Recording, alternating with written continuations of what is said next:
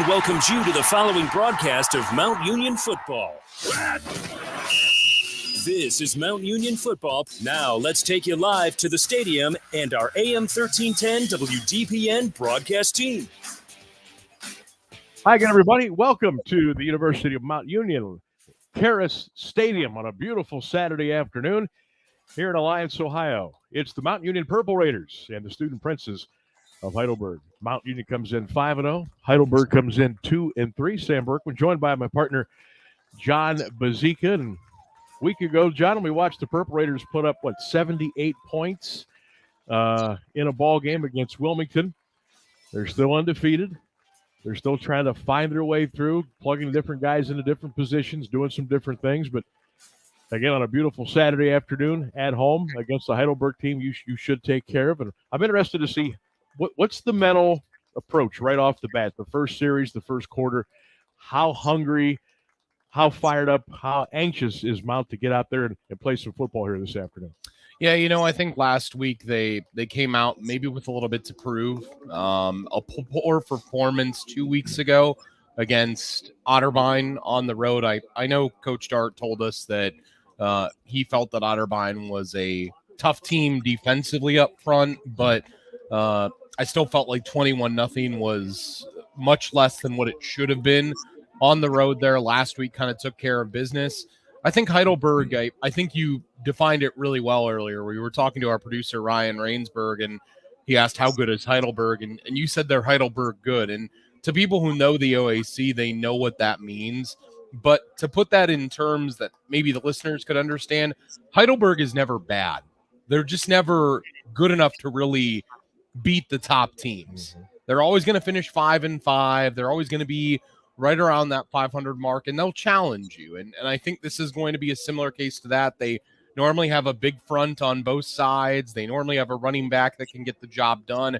That's the case again today with Drew Miller, who's been their workhorse, their sophomore running back. I think it's going to be interesting. This is a middle-of-the-year matchup that if Mount Union comes out and they play their best football, this is a game that maybe you could win in a big, big margin and kind of send some – waves through the OAC to say, hey, we're not just, another Mount team this year. We're a team that means business, knowing what's on the horizon, too, for this team.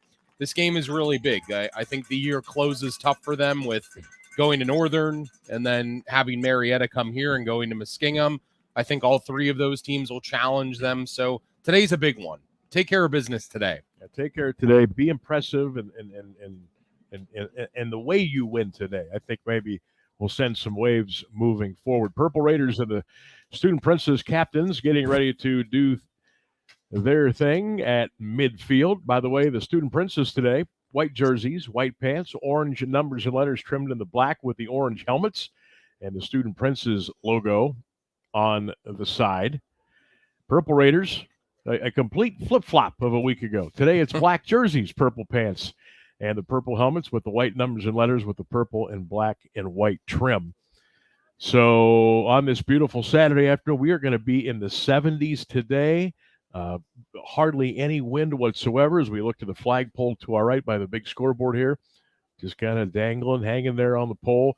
Not much wind today. So, man, if you happen to be in the area, you're driving around State Street or Beach Street or Beeson, or you're somewhere you want to see some college football, we got plenty of room. Come on over and get yourself a ticket and sit in the bleachers, get a little sunshine today, and enjoy some college football here on this Saturday afternoon. This is beautiful weather here for getting through the middle of October. Jeff Dart, by the way, 47-3 overall. It's a 940 win percentage. Scott Donaldson, his ninth season here at Heidelberg, 50-29. 50-29. That is not a bad mark. That's a 6.33 win percentage for Donaldson here with the Student Princes. As a matter of fact, he's been with the program now, the school of the football, for 21 years now, and his ninth year as the head coach. Well, and if you remember about 20 years ago, Heidelberg was really in a rough place. Like, they had an all-time losing streak going. I remember seeing them when I was a kid play at Finney Stadium against Baldwin Wallace, and they had some 30-plus game losing streak going into that game. So winning has always not been the culture at Heidelberg, and About 10 years ago, they had a running back come through. Cartel Brooks was his name. And he was a really, really good tailback that they had. And that team, that kind of class kind of changed their whole composure as a program. And I think Coach Donaldson, who from up here looks a lot like PJ Fleck from behind, maybe he's rowed the boat back into the correct position. And they seem to be a program that's been on the up and up for some time now. But as I said, they've never, and you understand this, Sam, they've never taken that next step. Yep. Like they've been close. They've had teams that you're like, a team should probably win the OAC, but they just are never able to get past a Mount Union. They've had opportunities, but it's really tough. It's tough to beat the best. Well, they've got a big challenge in front of themselves today to the Student Princes, but hey, you got to put the ball in the tee. You got to buckle up your chin strap and get out there and do what you can do. Purple Raiders will receive the opening kickoff. They will go left to right toward the scoreboard here at Karas Stadium. And we are just a couple of minutes away from getting this baby fired up. Logan Striacker, 34, will be the kickoff person for Heidelberg. Puts his mouth guard in, squibs it, picked up by a Raider, fumbled, picked up, fallen on all the way back at the 21-yard line. So, an inauspicious way to start this one. Ryan Iden, number 35, falls on the ball for Mount Union, and the Raiders will pick up and rock and roll 1st and 10 as we're just underway here in Alliance on this beautiful sun-splashed Saturday afternoon. Some of the fall foliage coming into play with the leaves are turning, and you got to get a few students, John, that have made their way over from the dorm. Not many, but they'll probably trickle in here as the afternoon goes on. What a beautiful day to be outside and watch a little college football. Few students is giving that pile of them a little bit more credit than what's over there. So here come the Purple Raiders now. Boudry and company. Hand off to Tyler Echeverry. Over left guard, left tackle. Tyler spins, twists his way across the 25 out to the 26-yard line. I was actually looking at some records for Heidelberg just now, and they won the Stag Bowl in 1972. And I never knew that. I never knew that they had a Stag Bowl title in their history, but that's been a whole generation ago. I mean, I was 3. I was a young 3. Same. My dad was not even out of high school yet at that point. Wow. 72. Nixon presidency. First year they did the OHSAA on-field playoffs. 72. Boudry back to throw for the Raiders in the flat. It's caught at the 25, at the 30, down at the 30-yard line. That passes to number 81. That's one of our tight ends, Matt Anderson.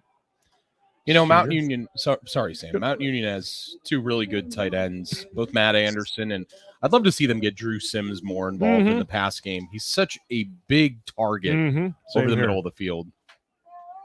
Same here. Been waiting for him to kind of have a little breakout game, so to speak. Sanders in motion. He'll stop slot right. Inside handoff to Echeverry. He'll pound his way across the 30. Echeverry to the 31. That's a first down for Mount Union. So Mount Union gets the opening kickoff, picks up a first down. Boudry, your quarterback today, Echeverry in the backfield. Along with, you'll see Sean Thomas this afternoon as well. Tight end is Drew Sims. We mentioned 6'4", 240 out of Fort Wayne, Indiana. Your wide receivers today, Nicky Turner, Tyrell Sanders, Jerry Cooper. You'll see Tyler May out there and Darius Hill.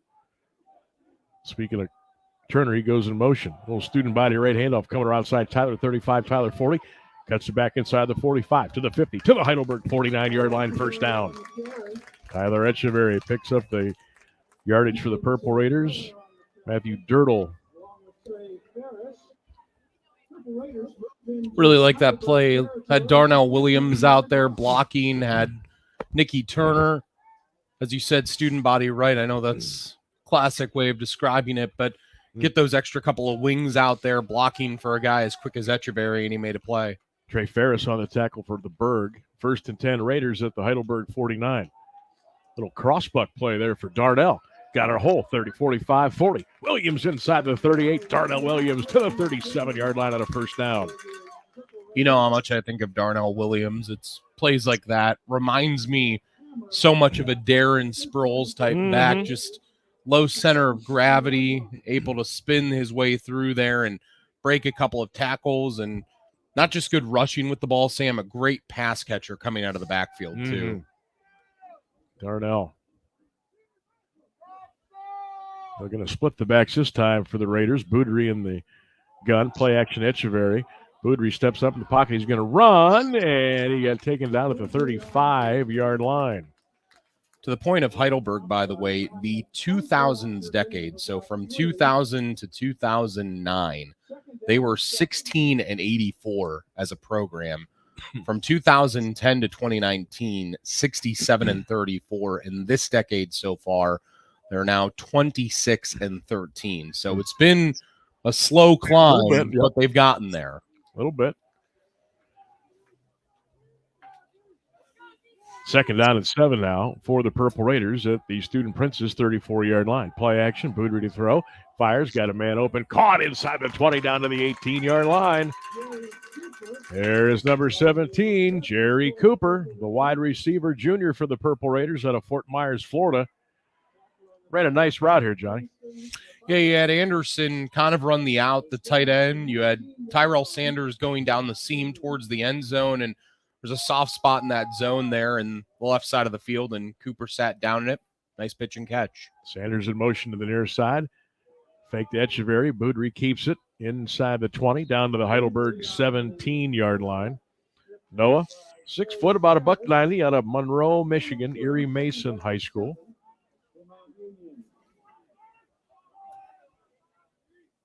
Just kind of so efficient so far. Yeah, very efficient. He kind of manages the game, but he can make some big throws if you need him. Yeah, the ability to run too, which is huge. Yeah, the 72% completion percentage, 15 of 15 last week. When he wants to throw, he's good. Second down and 8. Raiders at the Heidelberg 17-yard line. Trips to the right this time. Sims is tight. Right side. Boudry going to roll right. Boudry looking. Now he's going to run 15-10 out of bounds and around the 9-yard line. Got chased out of bounds by Easton St. Clair. But there was Boudry. We just talked about the legs. Say, must have hurt us. And that is going to make a 1st and goal for the Raiders. Got Nicky Turner wide left to the field. Got one-on-one, too. Yeah. Maybe a slant here. Could be. Echeverry, the tailback. They'll give it to Tyler. Breaks his way inside the 10, down to the 7 to the 6-yard line. So he picked up about 4 yards on the play. Bringing in Anderson, the extra tight end for this next play. I know that last week we saw them throw that quick slant here down by the end zone, but now they've got 2 tight ends in right side of the field to the boundary. See if they run towards that side or run to the open side of the field left. Henderson wide right. He'll split, come in motion, and stop and set. Now it's going to be Boudry on a quarterback keeper. 5, 4, 3, 2, 1. Touchdown, Mount Union. Noah Boudry. Easy pickings around the right side. Got a couple of nice blocks. He went in untouched. Purple Raiders on the board. 6-0, 8:53 in the opening quarter of play. Noah Boudry into the end zone.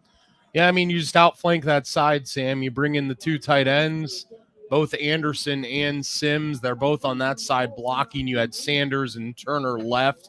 You knew where the ball was going to go, and Heidelberg couldn't stop it. Jared Burris threw a nice block over here as well. Franklin puts it down. Yvonne's kick is up and good, and we will take our first time out of the afternoon. 8:53 to go in the first quarter of play here in the Carnation City. Purple Raiders 7, Heidelberg nothing. Mount Union football continues on 1310. Get into SARTA and get SARTA Smart. There are several ways to ride SARTA. Pay your fare the way you want. Use our Easy Fare app to get your ticket on the go. Tap to pay with SARTA Score and Touchdown cards. You can even pay with exact change in cash. The price is right and you can purchase at any of our transit centers. Tickets start as low as $1.50 per ride, or you can get a 30-day pass for $45. That's how you get into SARTA and get SARTA Smart. Visit sartaonline.com/smart. Well, that didn't take long. 8:53 to go in the first quarter. 7-0 Mount Union. Purple Raiders got the opening kickoff, and 11 plays. Nothing in their way to stop them. I would say 11 plays, 79 yards. 6:04 off the clock, and the rushing touchdown of 6 yards by Noah Boudry. Yet again finds the end zone this year. Been so effective with his legs, Sam. That was his 7th rushing touchdown this year for the quarterback. It's been a while since, I know it seemed and felt like Braxton Plunk was here for a little while. Yeah, and Braxton could run too. He just didn't. But Boudry, I think he cherishes the opportunity sometimes. Merrick with the kickoff, and that's going to be a return from the 1 yard line up the middle, 5, 10, 15, breaking a tackle to the 19 to the 20, out to the 22 yard line. And that'll be a 1st and 10 for Heidelberg.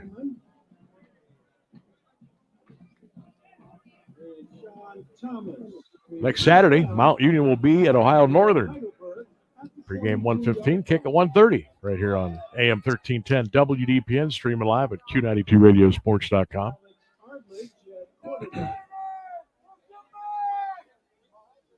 A big high school college doubleheader Saturday next weekend. Trips to the left, first series for the Berg, inside handoff, and hitting once, twice, 3 times, and drilled and around the 21 yard line. Nowhere to go for Drew Miller. Leading rusher for the Berg coming into today's game. Mentioned him in the pregame, Sam, and he's had a pretty good year so far. 340 yards rushing and 4 touchdowns, 68 yards a game. See if they can get him going today. Kind of a scat back, 5'7". Back to throw, right side, underneath, caught at the 25 yard line. Alex Arledge, the junior quarterback in Lower Burrell, Pennsylvania. The quarterback today for Heidelberg. Your tailbacks, Drew Miller. Tight end will be Micah Wilnick. 3 wide receivers. Not one from the state of Ohio. It's kind of crazy to think about. All that talent you have in the northwest part of the state, the mighty Mac that's out there, you'd think you'd be able to recruit some guys to come and play there. Michigan, and Florida. At least you're starting 3 wide receivers. Now your backups you got from Lima and another one from Kalia, Florida. Pass is going to be caught out at the 45 yard line. That was a pretty good chunk play for Chowia. Ethan Chaloa, wide receiver. I would say good luck with that one. Number 0, which always throws me for a loop. I don't think you should be allowed to wear 0 in football, but they didn't ask me. Handoff up the middle, right up the middle, plowing out to the 45 yard line. It was a really nice pass on third down there by Arledge. He was able to find the post corner going to the right sideline to Cholewa. And they got it right here. Phonetically spelled for you. Ethan Chaloa. So the Berg looking to answer. Down 7-0, 6:48, clock running in the opening quarter play. Sam Berkman, John Bazika today. Purple Raider football on WDPN. Boy, taking a long time is Arledge. Miller around the right side. Look at the scat back go. 45, 46, progress 47, down at the 47 yard line. Cook over there for the Purple Raiders, and Brandon Yassins clean things up. It's kind of a little bit of a counter, right? I like that play. Yeah, you pull the guard and tackle and see if you can outflank to the right and get your guy in space, and they almost did that. Jazz Jackson over there as well for the Raiders. 3rd and long. Arledge rolling left, fires on the run, incomplete. Weston was over there, Weston Arthur for the Raiders, and dropped back there in coverage and did a nice job blanketing his wide receiver opponent, and that'll bring up 4th and 5 for the Student Princes, and they'll bring on the punt team for the first time here today. Yeah, Matthew Durdle was the intended target left there, and I'm not sure if maybe Arledge was thinking he was going to run 15 yards down the field, and he decided to run 10, but Durdle, after he stopped his route, put both hands out and said, Why'd you throw it over my head by 5 yards? Weston Arthur said, well, thank you very much for making my job easier. Student Prince's on for the boot. High hanger. Fair catch called for at around the 16-yard line. And that's where the Purple Raiders will go first and 10. 6:01 in the opening quarter, 7-0 Mount Union. Mention Weston Arthur, how good he's been all year at that linebacker spot. Only 24 tackles, 3.5 for loss, but they've pressed him into coverage a lot, kind of in that roving linebacker spot, and he seemed to make plays, and doesn't matter what type of speed is going against him, Sam. He's just a really good cover guy, middle of the field, when maybe he doesn't have the speed that another guy does. He finds his way to get the job done. Here come the Raiders on a 1st and 10. Echeverry right up the middle. Tyler pounds his way out to the 20. And they'll stop him right there on progress. It'll be a 4-yard pickup. It's kind of a weird-looking play. There's some motion there. Like nobody really wanted to be set. They were just kind of standing. And then, boom, the ball was snapped. And the fellow said, I guess we better go. And Echeverry picked up a gain of 4 on the play. There's that ambiance we were looking for. I was saying, I could barely hear it. I wanted to turn it up a little bit. I'm all for that. Handoff again for Echeverry. Covers up. There he goes. 20, 25, 30, 32, 33-yard line. Tyler Echeverry. He cradled that pigskin when he got the handoff, held it chest high, and just bruised his way right through the hole and picked up a first down. It's his shiftiness. It's his ability to stop, make guys miss when he gets through the hole. Just a really, really good tailback. Been really impressed with him. Having to fill the shoes of DeAndre Parker from last year, not easy to do. He saw a lot of carries last year, though, too. Purple Raiders now trips to the right. Boudry back to throw. Steps up in the pocket. Got away. Rolling to the right side. Looking downfield. Looking. He's going to run and go out of bounds. Probably the smart thing to do. May have had to eat a couple of yards on the loss, but better that than forcing it downfield and maybe an interception. So smart play by Boudry. Officially a loss of 3. And we'll call it 2nd down 13. Yeah, not sure if it was exactly what it was, but kind of a flood concept, right? With 3 receivers in the tree. You had, Turner, Cooper, and Sanders out there, and none of them could get open. May was the only wide receiver left. And here's this inverted wishbone almost that they've gone into, Sam. Split backs and then a back behind Boudry. Little option. Going deep right side for Thomas, caught at 40. He's gone. Nothing but green in front of him. Touchdown. Oh, was that pretty? Sean Thomas on the wheel. 13-0 Raiders. Yeah, wheel out of the backfield. He was to the right there of Boudry. They get him one-on-one against a linebacker, having to bring him out in coverage. And, man, did he turn on the Jets, Sam. We haven't seen that out of him. We've seen more power in his case, but linebacker who was there in coverage, that was his worst nightmare. He simply couldn't keep up with him. How about the pass by Boudry, too? Thomas never had to break stride. Right on the Laid fingertips. it right in there. Yep. Yvonne Merrick's extra point is up and good. Hit the flagpole. Bounces down, and the kick is up and good. 4:01 to go now in the first quarter. We'll keep it here. 14-0 Mount Union. John, I love a lot of things about that play. You called it the pre-snap formation, the inverted wishbone. Then you run the wheel. A lot of action going on, and Boudry just with a beautiful play, throws it right down the field. I'm sure we'll see that play again. Maybe not today, but we'll see that play again here down the road. Looking at our TV monitor, too, Mount Union has scored in 552 straight games. Longest streak in all of college football. You have to go back to I believe the Ken Wobble days back in the 80s to start that streak. I think it is just incredible what they've done here and how they have been able to execute plays like that. And as you called it, Sam, I mean, the wheel out of the backfield, you simply go speed against somebody who's not quite as fast in the linebacker there. And I think it was 34, Logan Streaker, who was the one who was put in one-on-one coverage with him, and he had no chance of keeping up with Thomas, who I think is the running back of the future for this team. 14-0 good guys. Student Prince's on the kickoff return and upended at the 12-yard line. What a downfield tackle. Timmy Krybosh, the freshman. Wow, I can't wait to watch this on replay. How about that? Just took the knees right out from under him, went low. Didn't try to hit high like we see so many guys do and try to go body against body. You wipe the knees out and make a nice clean tackle. It's a clean football play. Mm-hmm. Heck of a play, young fella. So here comes Alex Arledge and the Student Princes. 14-0 Raiders. Play action. Arledge running right. Pump fake. Now throws deep, and it's going to be way out of bounds and incomplete. Nice catch over there by one of the Purple Raider assistant coaches out of bounds. 2nd and 10. You know, we see it every week, Sam, but speed.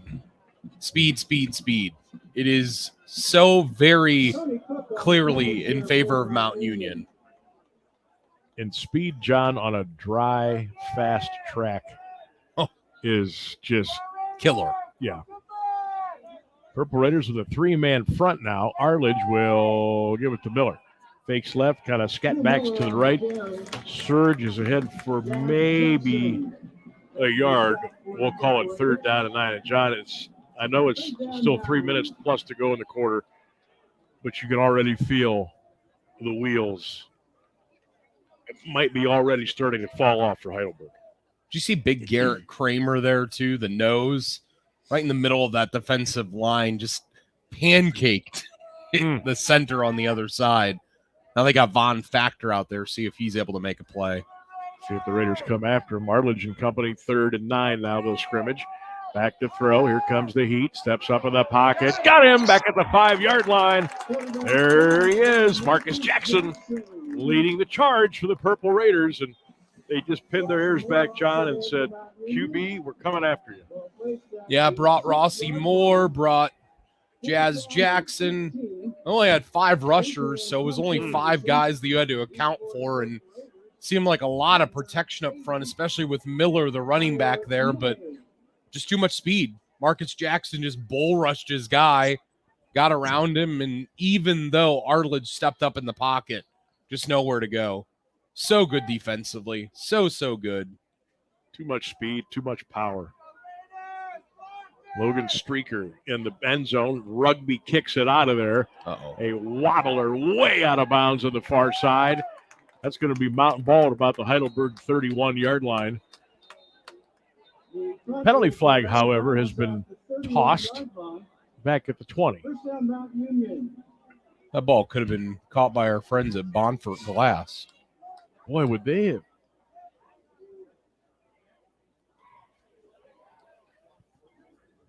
They wouldn't have called holding in the end zone there, would they?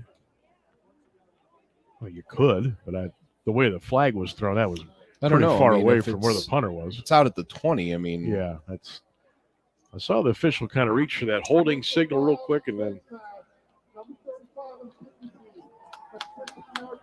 face mask. So face mask on Heidelberg, and it looks like it was on Rolando Diaz. So that will add more salt to the wound. Purple Raiders had a great field position due to the poor punt, and now they're going to start at the Heidelberg about the 16-yard line. Wow. Holy cow. 2:19 in the opening quarter. Sam Berkman, John Bazika with you. 14-0 Mount Union over Heidelberg here on 1310. Today's game brought to you in part by Stratton Chevrolet. Stratton Chevrolet, proud sponsors of our first downs all season long. That's Stratton Chevrolet. Mount's already gone 79 yards in 11 plays and 84 in 4 plays. 16 is pretty easy to drive. See if they go for the jugular right here. Motion to the wide side. Fake handoff. Boudry throw. Slant. Caught into the end zone. No, down at the 1-yard line. Nicky Turner almost crossed the goal line. It'll be 1st and goal.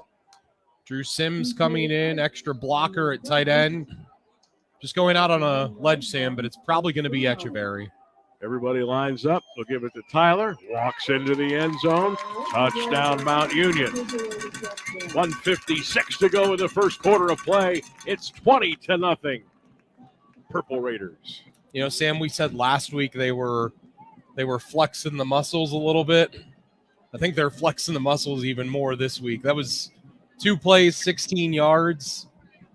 I mean, what are you going to do? What are you going to do? I think Nicky Turner might have scored. Help. Yeah. I think Nicky Turner might have scored on the play before it, but they're not going to stop Echeverry coming downhill with that offensive line. Michael Franklin puts it down. Yvonne Merrick's extra point is up and good. We'll keep it here again. Almost have the feeling we're going to have to pigeonhole time for spots down the road. 21-0. Mount Union, $1:56 to go in the first quarter. John, you mentioned they flexed their muscles last week. This week, they've got muscles popping out of their muscles that they were flexing a week ago.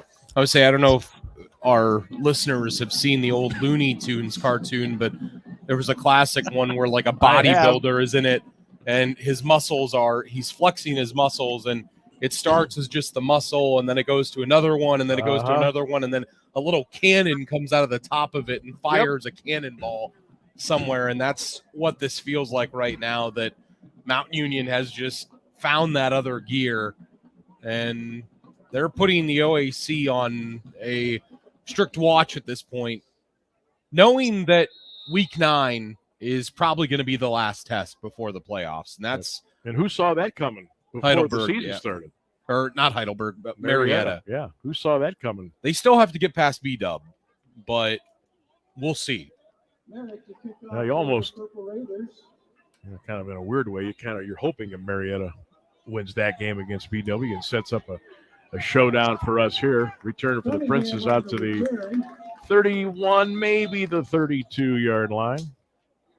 Well, and I think they have maybe Muskingum today, who's not great, but they've got a high-powered offense for whatever that's worth.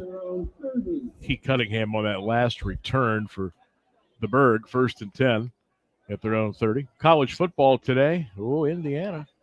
28-7 over Nebraska at halftime. Wow.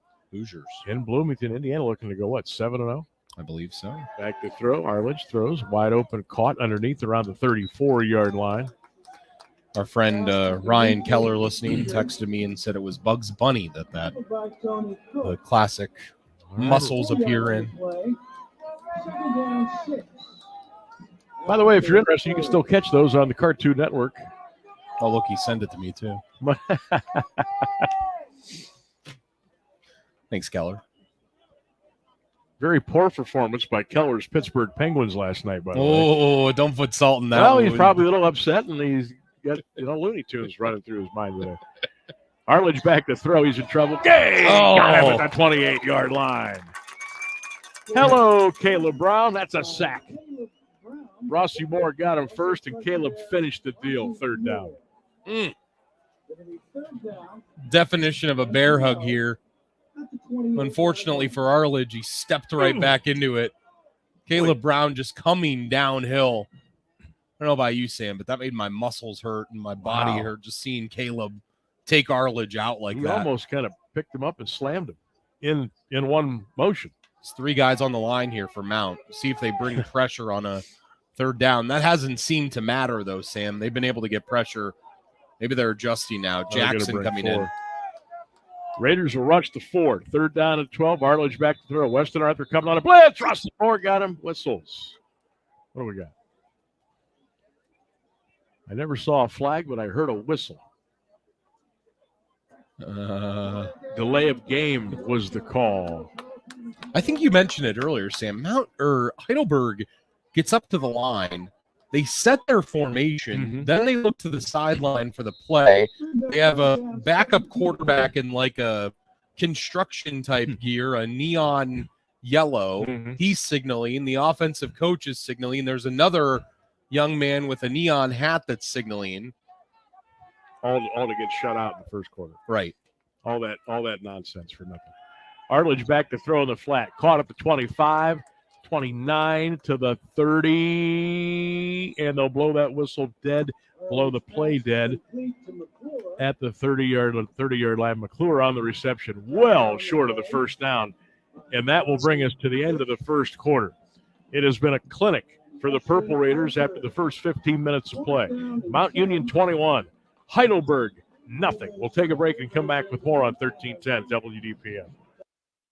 For over 80 years, Bonford Glass has been the expert when it comes to glass. You can count on the professionals at Bonford's for the latest techniques in glass repair, like the Aegis windshield repair system. The Aegis system can repair small chips in your windshield before they grow into big headaches. This revolutionary process takes less than an hour and can easily restore your windshield to its original strength. In fact, the Aegis windshield repair system is so effective that most insurance companies will waive the deductible and cover the entire amount of the repair, saving you and your insurance company up to 80% of the cost of a windshield replacement. The Aegis windshield repair system, just one of the expert repairs from Bonford Glass. They'll help you save money and make your windshield safer. Bonford Glass. Call 330-823-0450 or stop by at 30 South Union Avenue in Alliance. Sam, end of one quarter there and complete Mount Union domination so far through a quarter. The Purple Raiders just doing everything right. 179 total yards to 25 for Heidelberg. Streakers punt end over end. They'll bounce inside the 35, inside the 30. Well, that got a good Heidelberg bounce. The Raiders will start first and 10 at their own 26-yard line. College football scoreboard, we told you at halftime, Indiana leads Nebraska 28-7. UCLA 21, Rutgers 17, third quarter. Cincinnati 24, Arizona State 7. Yes, folks, those teams are in the same conference. Clemson leads Virginia 17-10 in the third. Wake Forest 20-6 over UConn. Auburn and Missouri 3-3 in the third. Halftime, Miami leads Louisville 24-17. South Carolina hammering Oklahoma 24-3. No Buckeyes today. They've got a bye week. Browns and Bengals tomorrow. Biggins playing against the Yankees a little bit after 8 o'clock and a must-win for Cleveland. And a botched snap in the backfield. Booter picked it up, lost it again. It's still loose on the ground, and Heidelberg's got it at the Mount Union 11-yard line. Boy, that was a bizarre play, and it's finally fallen on by Trey Harris, number 44 for the Student Princes, and that will not make Coach Dart happy at all. Yeah, first mistake of the game for Mount. Ferris came in and eventually fell on it. Mount had a chance to get it back. It looked like Boudry actually controlled it again, and then just coughed it up. And, you know, we were saying in between the quarter there that Heidelberg might not score today, Sam. Well, Mount Union's defense shows how good they truly are, giving Heidelberg a 13-yard field after a turnover. See if Arledge and company can do anything. I smell a turnover coming, though.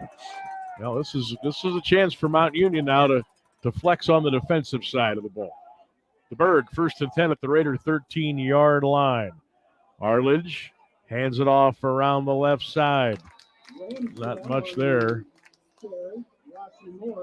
I believe that was Wilder.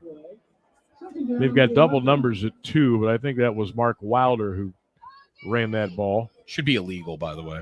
Yes. You shouldn't be allowed to have double numbers at any. It should be one number and one number only. It was Rossi Moore, by the way, that made the tackle there. Surprised that he made a tackle for loss. Rossi and TFL go hand in hand. Second down and 11 for the Berg. Arledge in the gun. He's going to look right, slant, incomplete. Great coverage by Weston Arthur. They tried to hit the wide receiver on a slant, and Weston positioned himself where he could maybe have a little bit of, I'm not saying he was grabbing the waist of the jersey, but he did it in a way where the timing was more than perfect. I mean, you have a right to the football. Defender always has the same right as the offensive player. There we go. It's a good time to get off the field here. Third down and 11. Oh, look, they're looking to the sideline for all of their signals again. Purple Raiders, 20 of them. Look like they may be coming after him. Arledge is in the gun, split right, left, twins. They took too much time again, John. Delay a game, second time today. I mean, what are you going to do? You know that Mount Union is coming downhill right at you. By the way, tackles for loss, Rossi Moore with that tackle for loss is third, tied with a man named Matt Campbell from 99 to 02, who happens to be the head coach of the now undefeated Iowa State Cyclones. Iowa State put one on West Virginia last weekend, on the road, if you will. All right, see if the Raiders do here now. Bring pressure. Third down, 16 for the Bird. Arledge back to throw. Here comes the heat pass. Is incomplete at the 4-yard line. Closest player there was Tony Cook. He's a defensive back for Mount Union. If you're Heidelberg, John, here you want to get the goose egg off the board, so you try to get the 3 points. But I don't know about you, but I almost had this feeling, even after Heidelberg started at the Mount 13-yard line, they weren't getting a touchdown. No, you just felt it. Yeah, I mean, they lost 6 yards. All right, here we go. 5 of which on a penalty, by the way. Ethan Ramsdale will attempt the field goal. 36-yard attempt on the left hash. Snap, spot, kick up. It is good. And the Student Princes are on the board. Well, they started at the Mount 13, but they only ended up getting 3. 13:48 to go in the first half. Purple Raiders 21. Student Princes 3. That's a win for Mount Union right there. That's incredible what I just saw down here. Player for Heidelberg put both of his hands in the air and started screaming and celebrating, running down the field after getting that field goal. You know, I'm not like, look, I get it. It's Mount Union. I get that, you know, you come in here and getting a win, playing in a game is a big enough accomplishment, but you're down 21-3. You know, I mean, maybe it's just me. I would be telling my guys, let's not celebrate a field goal. Let's not celebrate losing 6 yards with a penalty. I don't know. That's just me. That's just me. No. That's how I feel too. There's a time and a place, and again, I get it. You're, 18, 19, 20, 21 years old. You're playing against Mount at Mount. You got on the board, but you're still down 18. Little squib kick scooped up for the Raiders, 25-30. Ryan Iden at the 40. Ryan Iden at the 45. He's to the 46-yard line. Nice return from the young man Ryan Iden for the Purple Raiders. The Mount will go 1st and 10. Now let's see here after the last snafu on offense for Mount. I almost think that here's a situation where you get a Terrell Sanders or a Nicky Turner, and you tell them line up and you run as fast as you can, and I'm going to find you to throw you the ball, and we're going to go for the big 6 right off the bat right here.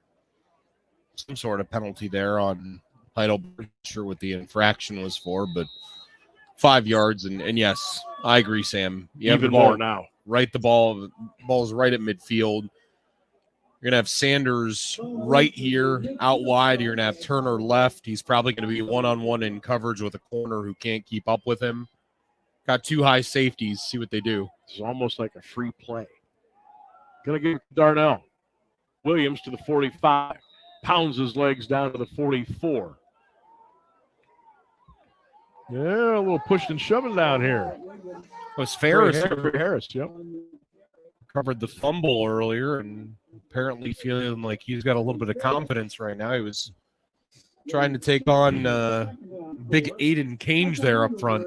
It's not a battle I'd want to get into. A gain of 6 in the play, second down of 4 Raiders at the Bird, 44-yard line. Darnell in motion to the right. Boudry's going to fake it and run it. Noah Boudry inside the 40 down to the 37-yard line. First down, Purple Raiders. That's again 7 yards in the play. That quarterback draw is definitely in the offensive arsenal for Mount Union. You know, as much as you and I wanted to see them take the shot, the other thing that's just as effective is keep running your offense. Keep perfecting it. What's going to get you deep in the playoffs is having an offense that's so well-oiled that time of year. Backs are split. Twins right, slot left to Sanders. Motion near side for Cooper. Boudry in the gun. Counter. Darnell 40-30. 25. Darnell Williams to the 24 and a first down. Boy, he is cagey when he runs that ball. Darnell Williams, first and 10.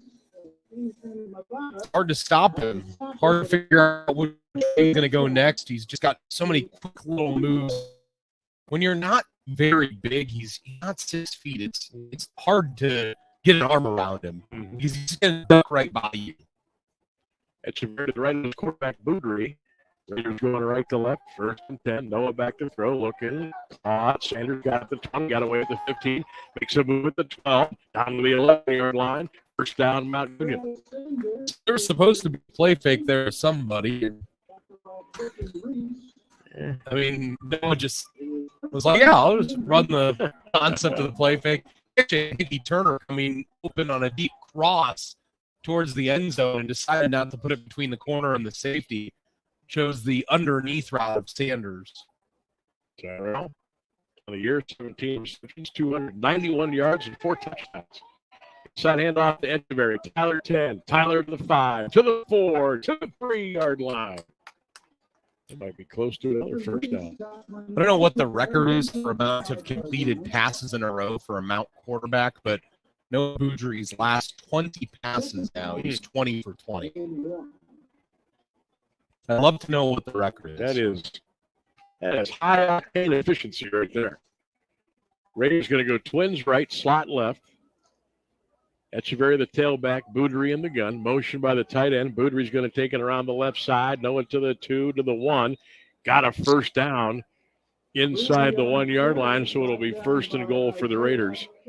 So it's only a matter of not if, but when they put one in here. 10:30 to go in the first half. It's already 21-3 Purple Raiders.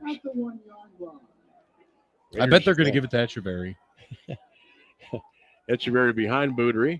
There it is. Tyler over the right side. Student Princess wrapped him up and brought him down. Ferris with a tackle. Nice. Oh, that wasn't Ferris. That was Ferris. Got some help from Chris Williams. Trust your eyes, Sammy.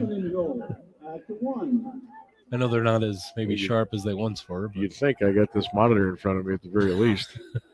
Although there is about a 3/4 of a second delay, so you almost got to. I say I can't see the side of the field right now, so I'm going monitor only. There's a fake to Echeverry. Look at that. Boudry just took a little Saturday stroll into the end zone. Touchdown, Mount Union Purple Raiders. 27-13 now. Purple, 9:47 to go in the first half of play. What a fake. Look at this fake. Oh, the end crashed in. And Boudry just skipped into the end zone. That's like running. That's like when you come out and run your pregame 90 minutes before kickoff in front of ghost men. That's how easy that was. The end, the linebacker, the D tackle, all 11 guys crashed down there. What are you going to do, though? I mean, because if you don't, here's the thing about that, Sam. Extra point, goodbye, Merrick, by the way. If you don't do that, if you don't sell out on Echeverry, what are you going to do? Yeah. I mean, he's going to walk right in. So it's like you pick your poison, and that's that to the point of what you were talking about Boudry earlier running. Mm-hmm. That's what makes him so dangerous. The fact that he can pull that, he can run that, he can make the play. And not that Braxton Plunk didn't, but Braxton Plunk wouldn't make that play. And that's the biggest difference. That's nothing against Braxton. Excellent quarterback. Took him to the Stag Bowl. A phantom penalty prevented them from winning it. So it's impressive. The offense is oiled. 28-3, Purple Raiders. Well, and I was talking last night after we did West Branch and Carrollton here on WDPN last night, and I was talking to Coach Cooper from West Branch, who's 9-0, and they had a big arm quarterback in Bo Alazos last year, and he said, I'd love to have Bo back any day of the week, but he said Jeremiah Thomas, who we have this year, he just makes plays with his legs, and when the play seems dead, he extends it, and the play comes back to life. And that's what a running quarterback can do for you. So Mount Union with 9:47 to go in the first half with a 20. He made that extra point, did he not? He did. Okay, 20. Scoreboard's got it wrong, but it should be 28-3. Kickoff goes into the end zone. Again, a little mini scuffle down there, quickly broken up at the 15-yard line. Did he not make that extra point? I mean, It's on the stats. It's on the. yeah, he put it right. I mean, it was good as good gets. And we don't talk a lot about Yvonne Merrick, but he's having a year. I mean, field goals, extra point, and he's getting a lot of practice, obviously. Well, and but you got to make them, and he's making them all. Well, and you consider too, going back to the John Carroll week, he kind of struggled a little bit that week, and he's only gotten better. New quarterback, right? New QB gives it to Miller over the right side, and Jackson pounds him down at the 25-yard line. Your new Heidelberg quarterback is Ty Porman, the junior. So he has taken over the reins for Alex Arledge, who maybe through no fault of his own, because he really had no time to stand back there and do much. But he's getting this series off, and Ty Porman now is in at quarterback. Interestingly, not even listed on the two deep today for Heidelberg. We've got Lance Rickle was the backup to Arledge, but it's Porman in there, and that's going to be nothing. Down to the 19-yard line, Caleb Brown, Rossi Moore. Porman had nowhere to go. That's another sack for the Raiders, who are just piling up sacks in this 2024 campaign.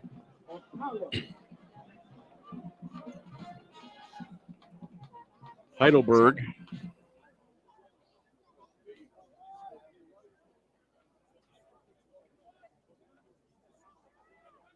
coming in 2-3 on the season, 1-3 in the OAC.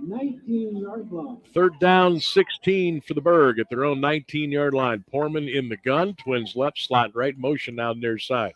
Back to throw Porman. Fakes, throws a wheel route deep right side. What a heck of a catch. And that should be a first down. I don't know how the world that ball got in there, but Matthew Dirtle in triple coverage brought that ball down. First down, Heidelberg. You got to credit there. That's a heck of a play. Yeah, Jansen's the safety. You had the corner, Cook, and Weston Arthur all around him, the linebacker. And he did keep his left foot in, no doubt about it. It was a great play. That was. That you tip your cap right there. First down, 10, Student Princess. Miller gets straight carry, dive play, and Miller pounds his way to the 41-yard line. Wasn't much there to begin with, but he got 4. We'll call it 2nd down and 6. We're under 8 now to go in the first half. Purple Raiders in front, 28-3. Stick around. All the halftime activities are coming up. Johnny will have your stats for you. We'll check in with Jeff Smoke and Mirrors back in the newsroom at WDPN. All that and more coming up. Steve giving Jeff a nickname. Porman back to throw. Steps up in the pocket. Look out. Flag down. Way on the far side. False start, Heidelberg. 5-yard penalty. By the way, look at the scoreboard. It's look at it now. Changed it. 28-3. Wonder who texted about that. Wasn't me. It was someone in this booth. Someone in this booth or someone in this press box? In this booth. In this booth. Yeah. And it wasn't you. Was it you? Yeah. Second down, 11. I know it wasn't Shreve. No. It wasn't Harry. 36-yard line. I hate when the scoreboard is wrong. Biggest pet peeve of mine. Make it right. JB with the correction from the booth today. Second down and 11 for the Berg. Porman back to throw. Mount will rush for Porman. Steps up. Good night, Charlie. He's down at the 27-yard line. Big 95, Jackson Harris. I'm sorry. Yes, 95, Jackson Harris in there on the tackle for the Raiders. Let's watch 95 go to work here. Bull rush action. Him and Caleb Brown finished it up. Yep. Yeah, he just took the center there that he was rushing past from his nose position and let Zachary May, the sophomore center, get a little taste of OAC football. 3rd and 19, Student Princess at their own 28-yard line. Twins left, wide left.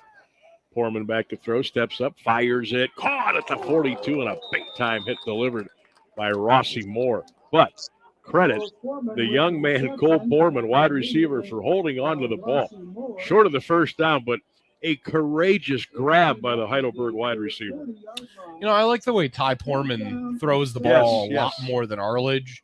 I don't know what their plan is moving forward at the quarterback position, but I think Poorman's a little bit taller, gives them a little bit different look at that position, and he really stands in and throws a nice ball.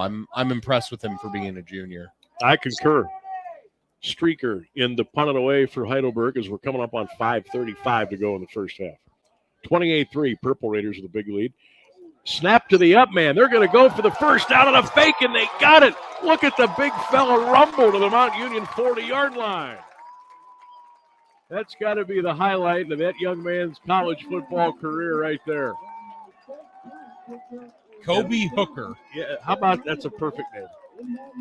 Kobe Hooker got the snap, the up snap.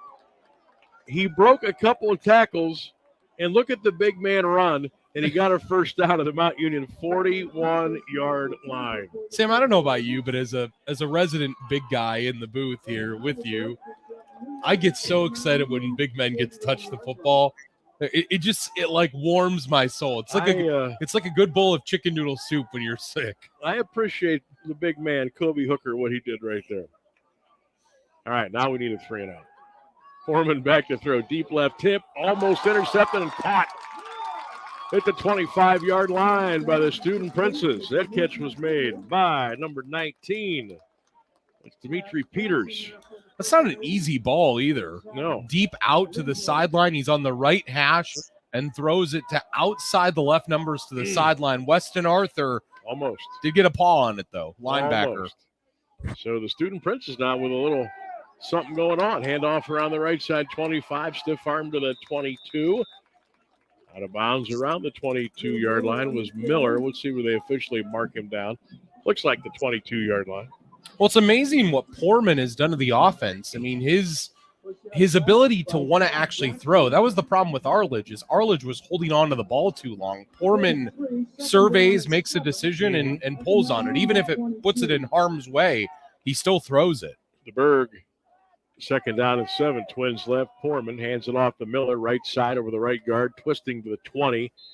And he'll be taken down at the 20-yard line. Rossi Moore, Brandon Yassens on the tackle for the Purple Raiders as we're officially under 4 to go here in the first half. Purple Raiders, if you're just joining us, with a big 28-3 lead here at Karas Stadium on a beautiful Saturday afternoon. I mean, just perfect. That's the issue, though, when you're playing Mount Union, is how good their rushing defense is. They only give up 84 yards per game, 189 in the pass defense, but no one can rush on their defense. Poorman in the gun. Twins left again. Wide right. Poorman back to throw. Looks, dumps it flat. Caught. Out of bounds. Miller got it. I think he was able to. He might have got a first. It's going to be close. I think they maybe marked him out around the 17 and a half. Give him the 18. Wow. It's a bad spot. Yeah, let's check this out on replay here. Maybe not. Tough angle. So it's going to be officially 4th and 3 for the Student Princes at the Mount Union 18-yard line. Can't run the fake punt this time. No. Poorman in the gun. Miller to his right. H-back left. Poorman to throw. Steps up in the pocket. Now he's going to run. He's to the 5. He got a first down. 15, I should say. Taken down at the 14. A little scramble drill and a first down for the Student Princes. Can't say enough about Ty Poorman. Really impressed. Comes into the game and he's lit a fire into the offense. I mean, obviously the play by Kobe Hooker on the fake punt helped, but he's made some really nice throws on this drive, and it's been fun to watch their backup come in and get some things done. Heidelberg 1st and 10 at the Raider 14-yard line. 2:42 to go. Clock running in the first half.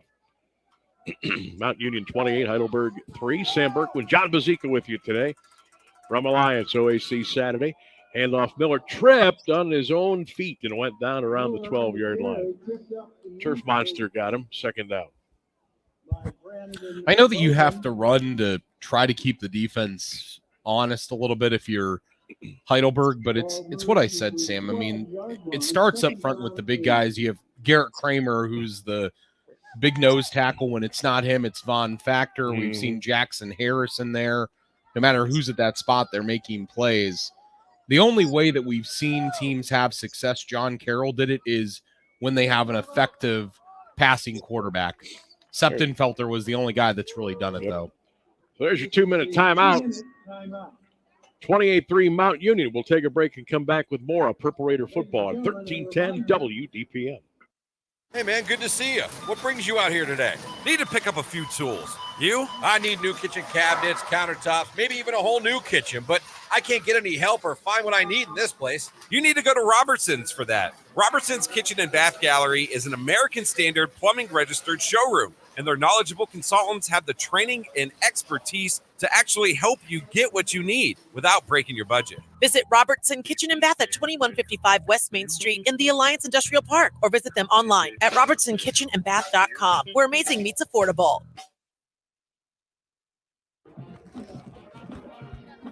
Back at Mount Union, 1310 WDPN, streaming live at Q92radiosports.com. Mount Union 28, Heidelberg 3, a couple college football scores, a couple surprises. South Carolina 32, Oklahoma 3. That's at halftime. So, hangover effect for the Sooners after the Red River rivalry last weekend against Texas. Wisconsin leads Northwestern 21-3 in the third. Auburn 17, Missouri 6. And Nebraska getting pounded by Indiana 35-7, third quarter. Student Princess now second and 8 at the Purple Raider 12-yard line. Trips to the left this time now. Tight to the right. Poorman hands it off to Miller, right side, 15. Breaks a tackle at the 10. Miller chops his feet inside the fumbled the ball. Mount Union, did they get it? Did the Raiders get it? They did. Turnover, Heidelberg. Mount Union's got the ball. Cook comes up with it for the Raiders, 1st and 10. That'll take the air right out of the Heidelberg balloon right there. It's crazy. They had really done a nice job there, ran that kind of misdirection play going right, and that ball definitely comes out. Yeah, Miller fumbled it right before he got out of bounds, and Tony Cook, credit him, the corner being in the right place to fall on that football. Mount Union's defense, Sam, when they... Rossi Moore caused that fumble. I was to say, they just make plays. They are opportunistic in every sense of the word. And now... All right, now let's go upstairs deep. I think they might here. What do you think? Boy, bunch formation, everybody in tight. Watch Nicky Turner here. Twins to the right. Boudry, pitch out, right side, Echeverry. Tyler 10, Tyler 15, Tyler 25, 30. There he goes! He's off to the races! Look at him! Olympic speed! 10, 5, touchdown, Mount Union! 91 yards. Baby! Forget about going up top. Let's just run it from 91 yards in. And how about Echeverry? Once he got to the 25, it was see ya. 34-3 Raiders. He had one guy that was the last line of defense there, and I want to see who it was. I think it was the linebackers that were coming in there to try to catch him. And Sam, you called it correctly. Olympic speed in the open field. No one was going to get him once he got past that initial blocking set, and he's just so impressive. His speed this year has been incredible. Holy cracking ice. That speed, that was – I didn't know he had that. I mean, we haven't seen that kind of speed. And the ironic and the funny thing, John, once he got to the goal line, he treated it as if it was the ribbon at the finish line of a track meet. I know. And he did that as he must have been listening up, I don't know. But that's a – wow, 35-3 Purple Raiders. Flag down after the extra point. It's against Heidelberg. So 15-yard penalty on Heidelberg. They will attach that to the kickoff. Tyler Echeverry now, by the way, 10 attempts, 146 yards, and two touchdowns. Mount Union outgaining Heidelberg at this point, 318-95. I'm, as always, at a loss for words at how good they are. 35-3 Mount. Now, it's still $1:35 to go in the first half. And it's not like that was a quick developing play either. It was a toss right, and he has to follow his blockers. And again, they ran to the side of the field where they had outflanked them, which is something they do so well. They had the bunch formation right, like you called it, and they ran into the bunch side, and they said, hey, if you got a safety out there or a corner out there or a linebacker out there, we'll take our guy against your guy every day of the week. those that don't understand that, by the way, there's a scene in the movie The Express about Ernie Davis where they decide that they're going to run the ball with Ernie Davis, and they're going to go and run to the short side of the field or run to the side of the field where it's one-on-one, and they say, we'll take my horse against your horse. And that's classic football. You outflank the team, you get a one-on-one matchup, and you say, our guy is better than your guy, and we'll win. And that's exactly how that played out. So the Purple Raiders will kick off from the 50-yard line now. Yvonne Merrick, the approach. High, short, places it just inside the 5. Heidelberg return, 5:15, maybe I'm going to give them the 19-yard line. So first down for the Student Princes. They're going to mark that at the 20. So, minute 31 to go, 35-3 Mount Union. John, I almost get the feeling that Mount's going to score again before the end of the first half. I don't know if it's defensively off. I don't know what it is. But you just, and again, oh boy, Berkman, you're really going out on a limb. Mount Union's up, but you just, sometimes you just feel that it's coming quickly. I think they've got it all working today. So I could see it happening. Porman and company, 1st and 10 at their own 20-yard line. Twins right, slot left. Miller the setback, Porman to throw. Looking deep left, fires incomplete at the 34-yard line. Well, they're going to make your crystal ball look a lot clearer for you if they pass on all 3 downs. And stop the clock. Yeah. By the way, other OAC games happening today, Otterbein and Wilmington.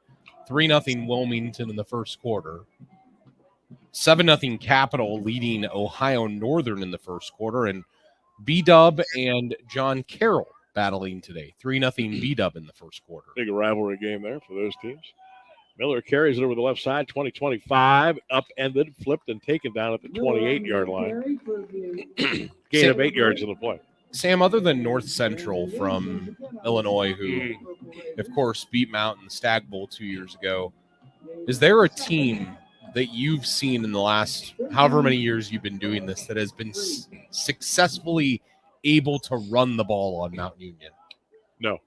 Right. And I'm talking none of the Wisconsin schools. It's been North Central. And they're legit, man. Miller carries first down Student Princes. Yes. To the 31-yard line. And I bring that up because I know everyone says, "Oh, it's a passing-centric game of football now."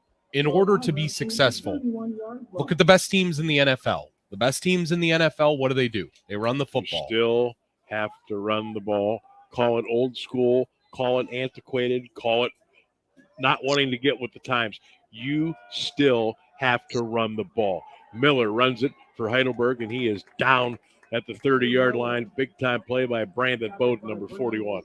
Which is why my belief is at any level, if you're going to find success, you'd be better off going into an I formation or an inverted wishbone or something like that where you have a bunch of extra blockers and you try to establish that from the get-go. And that's what Mount Union has done. Noah Boudry's life has been easy as we're at halftime the last 2 weeks, Sam, and he's perfect 20 for 20 because he's got Tyler Echeverry running through these defenses. That's right. You have to appreciate Echeverry so Noah Boudry can sit back and do whatever he wants to. Call that complimentary football. And that's what we got going on here today. Halftime in Alliance, your score. Mount Union 35 and Heidelberg 3. We'll take our extended halftime break and come back with more. Stay with us. Purple Raider football on 1310 WDPN and streaming live at Q92radiosports.com. Hello, Purple Raider fans. Chuck Moore here, former Mount Union running back, four-time national champion, and 2001 Gagliardi Trophy winner. Are you facing some major financial events, things like retirement, marriage, divorce, or selling a business? We at Markham Wealth understand, and we can help. Call 330-564-8590 or visit www.markhamwealth.com for a free consultation. Neither tailored services nor the background of your financial professional should be construed as a guarantee of a particular outcome. Past performance does not guarantee future results. All investing comes with risk, including risk of loss. Markham Wealth is an SEC registered investment advisor. Registration does not imply a certain level of skill or training. Get into SARTA and get SARTA smart. Sure, we're all about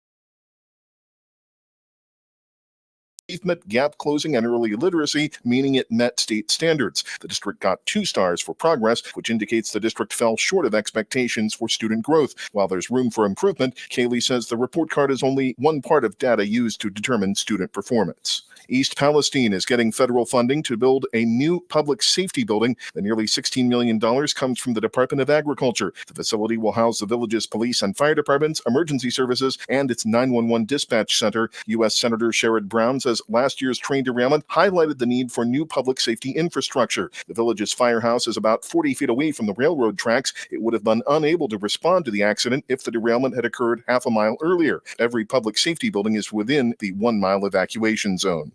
More news after this. The Q92 Sports Network brings you more high school football and basketball games than anyone else, by far. But did you know that you can go back and listen to our broadcast again? Simply go to the Q92 radio page on SoundCloud. We posted the games we broadcast for everyone to go back and relive. We have playlists filled with our high school football broadcasts from 2016 to this season. So go to SoundCloud now, follow Q92 Radio, and listen.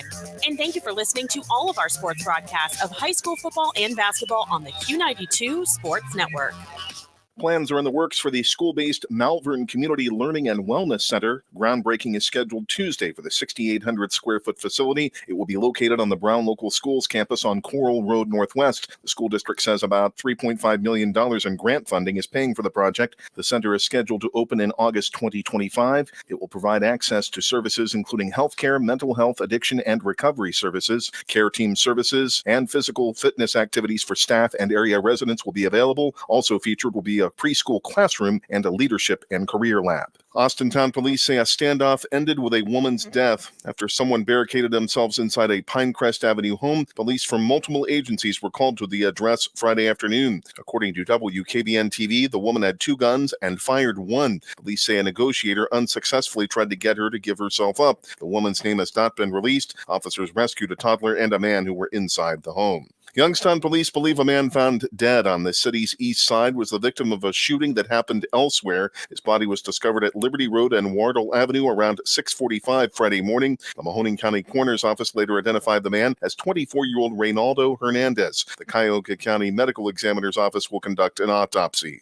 The Mahoning County Board of Elections has fired the company assigned to print and send out its absentee ballots for the November election. According to the Vindicator, Election IQ had sent only 800 of the expected 22,000 ballots by Tuesday. Board of Elections Director Tom McCabe drove to the company's offices Wednesday to pick up 11,000 printed ballots and took them to the Youngstown Post Office himself. Those should reach voters by today. The remaining 10,000 plus ballots had not been printed, so McCabe canceled the company's contract. A company in Blue Ash was contracted to complete the job. Those ballots should be in mailboxes by the end of next week. A Mahoning County man was arrested during a sex sting Thursday. 58-year-old Timothy Clavin is assistant fire chief for the Western Reserve Joint Fire District. The Poland man reportedly responded to an ad posted online requesting sexual activity for $140. Agents with the Mahoning Valley Human Trafficking Task Force arrested Clavin at the predetermined meeting location. He pleaded not guilty Friday morning to charges of engaging in prostitution and possession of criminal tools. Clavin is scheduled to return to Columbiana County Municipal Court January 30th.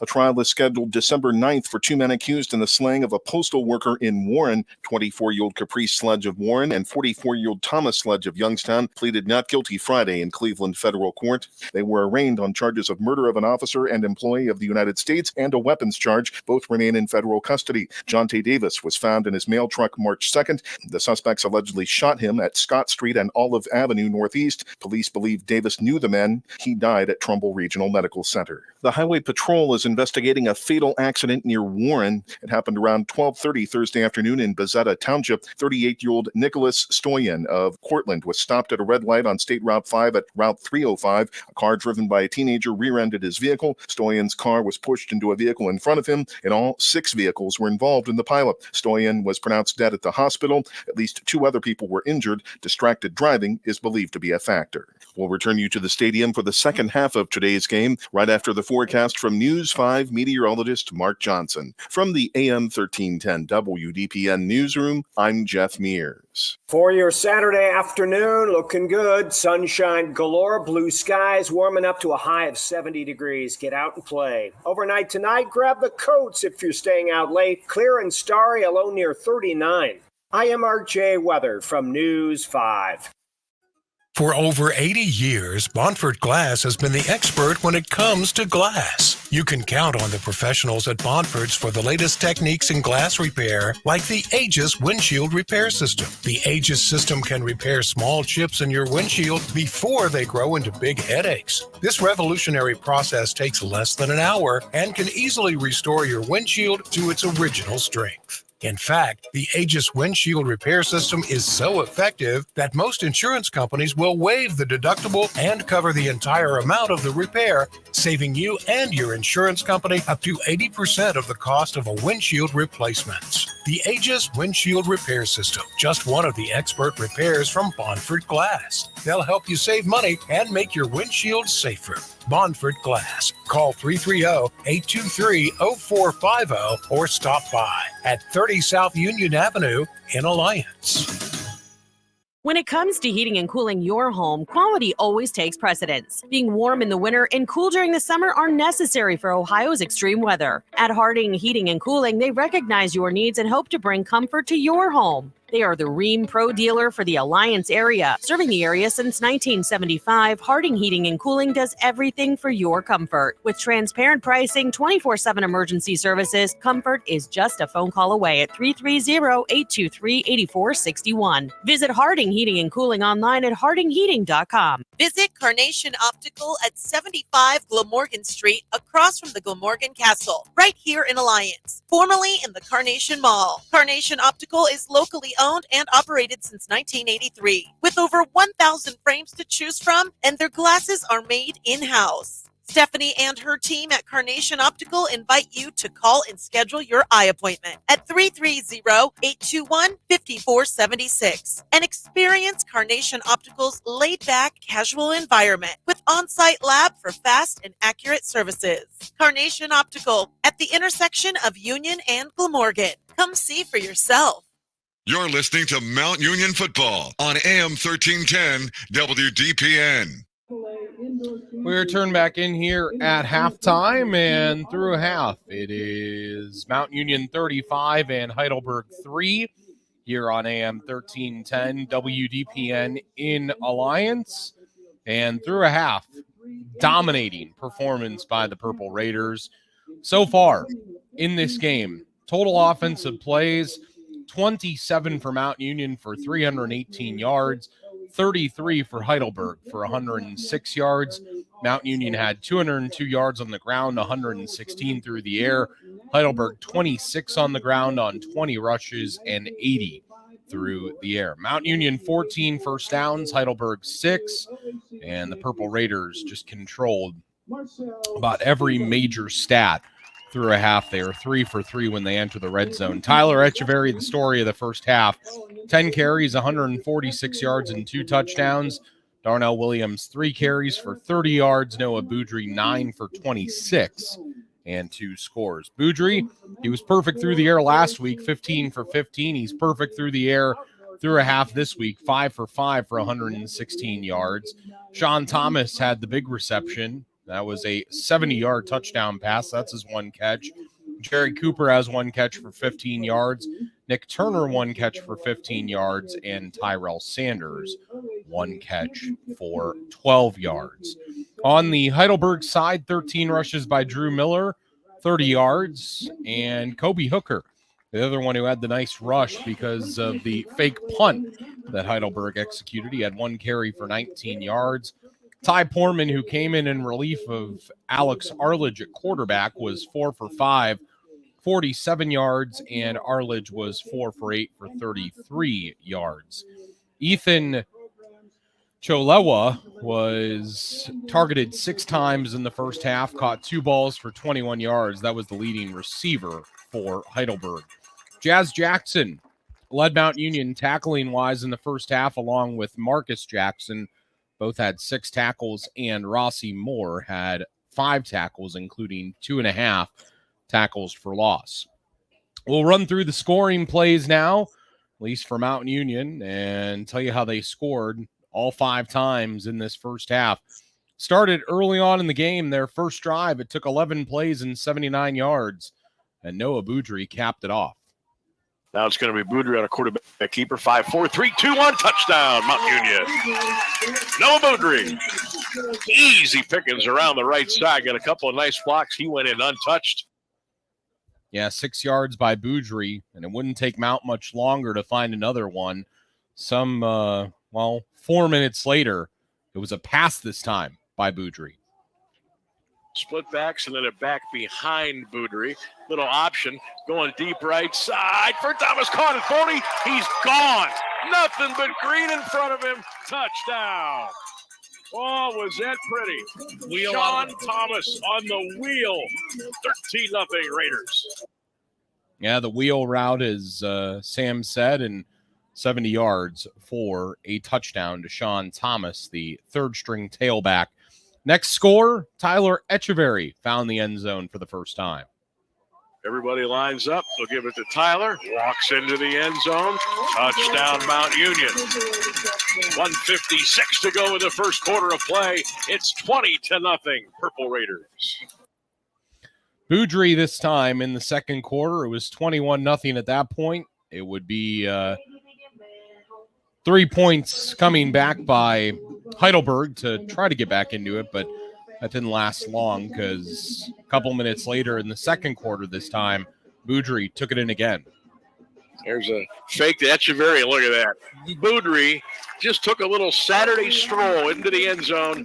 Touchdown, Mount Union Purple Raiders. 27-13 now. Purple, 9:47 to go in the first half of play.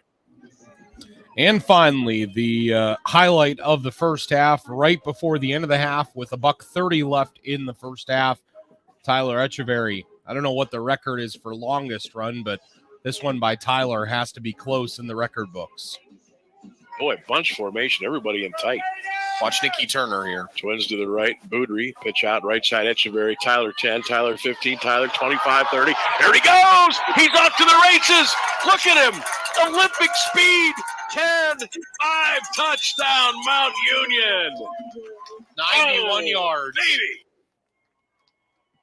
All the way to the end zone, Echeverry found his way to pay dirt from 91 yards out, and it's 35-3. Mount Union in control at the half. All right, going to take a time out here on WDPN. When we come back, Sam will rejoin me here on the broadcast, and we'll get you set for the second half. Again, halftime score, Mount Union 35, Heidelberg 3. We'll be back. Get into SARTA and get SARTA Smart. Not sorta smart, SARTA Smart. Did you know we have 32 fixed routes? Just think of all the places that'll take you. So many of your SARTA destinations to shop, eat, entertain, have fun, learn, and earn.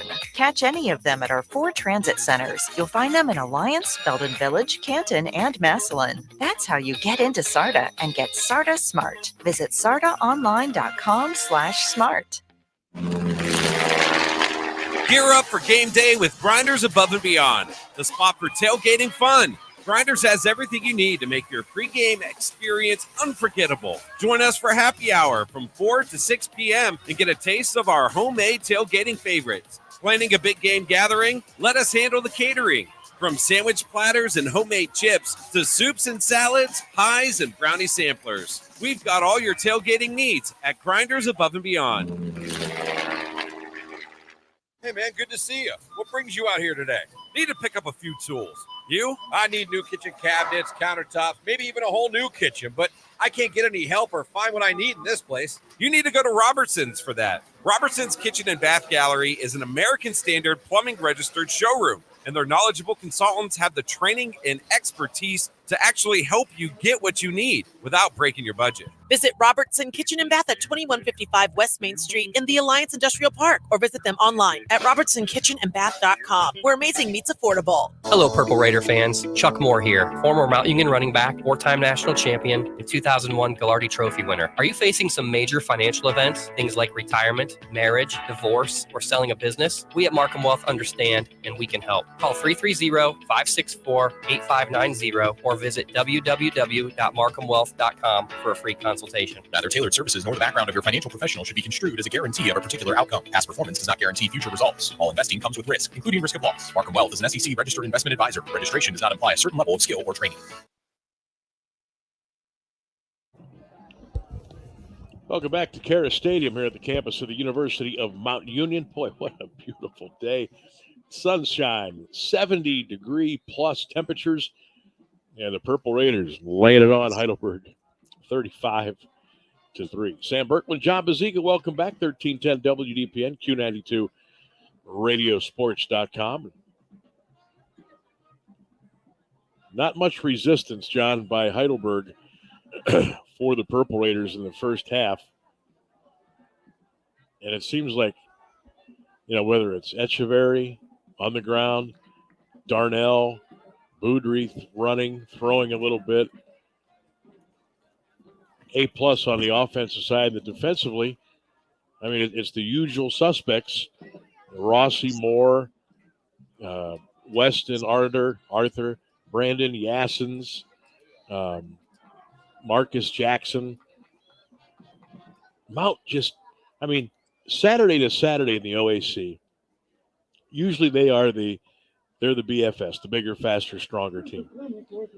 Today, I don't know what it is, but they just look like it's not even close when you match these two teams up on this particular day in October in 2024. It's not close. Yeah, and I don't know when the next time will be that it's going to be close for them this year. You would like to think that, Marietta gives them a test in week 9.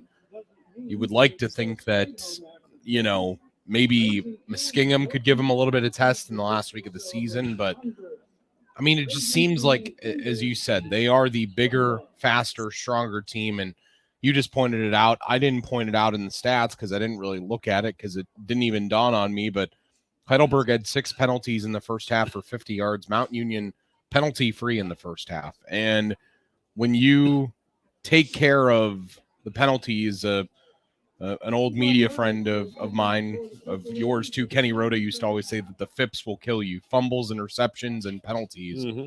And, here we are. They had a clean first half in the way of penalties. They did fumble the ball and turn it over, but you can deal with one mistake. Yeah. Didn't hurt them. All right, second half is underway. Kickoff return for Heidelberg 10. Across the 15 to the 20. That ball is out. It's loose, and it's picked up by the Raiders, and it's Mount Union football.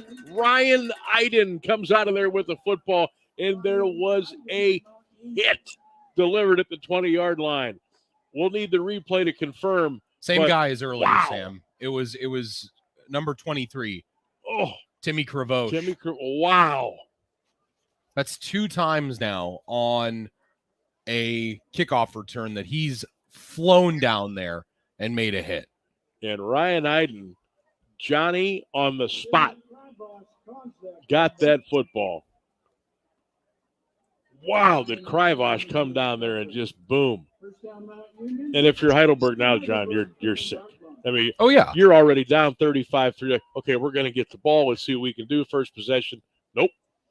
Raiders line up 1st and 10 at the Student Prince's 20-yard line. We've been waiting for them to take one pass and complete a touchdown. This might be that perfect opportunity here. Backs are split. Bad snap.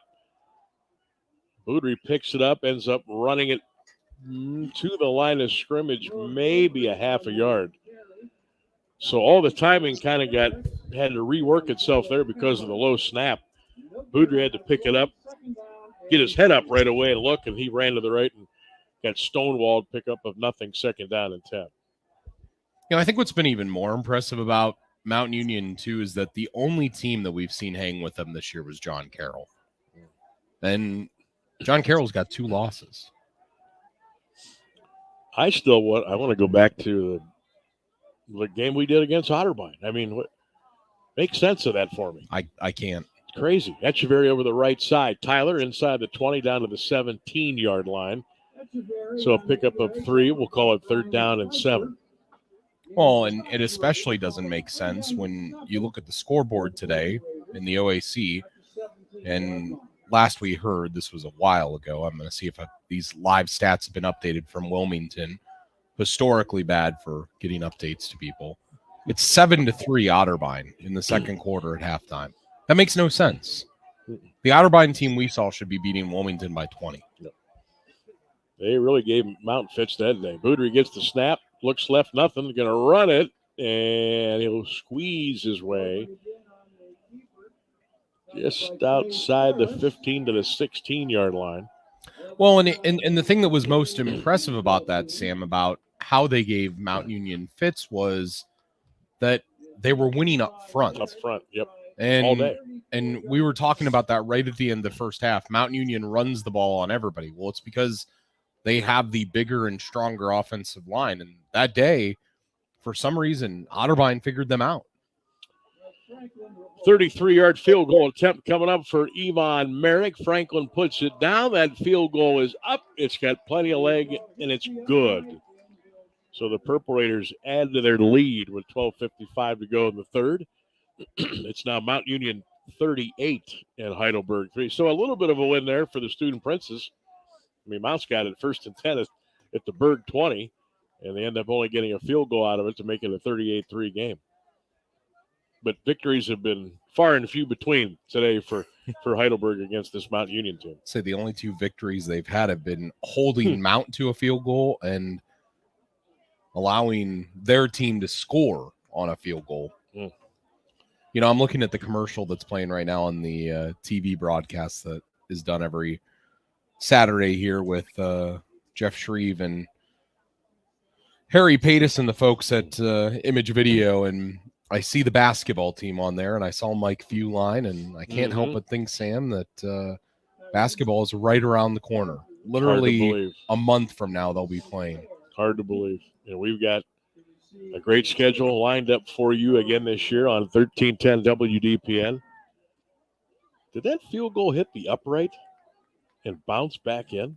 It looks like it might have. Wow, you couldn't see that with the naked eye. No. Kickoff by Merrick, high and deep and into the end zone. I can't see anything on that end of the field anyway because they got this booth the way they do. It should be completely open. I got to tell you, every time I I walk by the camera bay, oh, I know. No windows, nice and just a 50-yard line view. You can the breeze, you can feel the ambiance coming in. That's why I make a point to very slowly walk by there each and every time before I come back here. Well, because you and I are the same. I mean, I love calling a game in the open air. There's nothing better. You feel the game. Mm-hmm.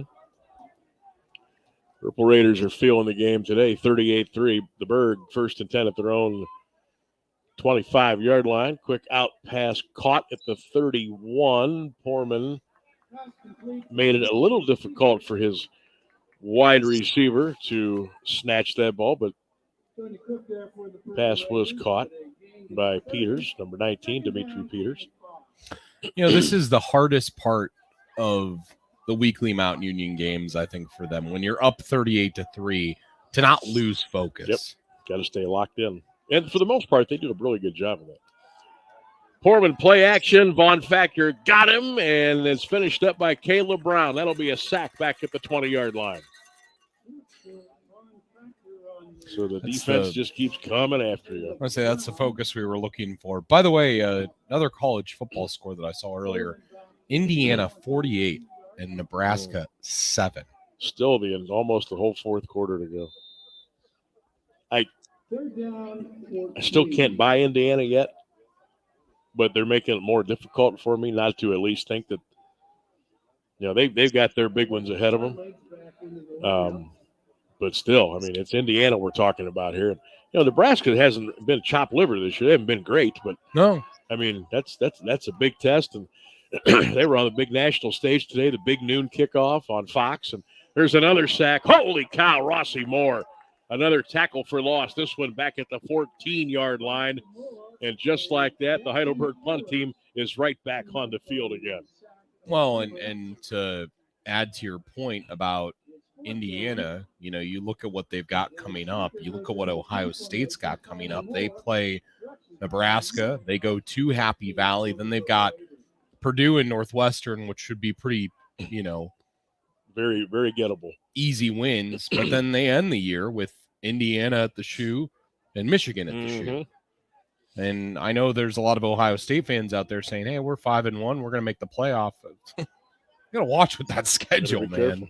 There's the punt out of the end zone for Heidelberg. It'll be down at the Mount Union 48-yard line, so Mount will take over 1st and 10.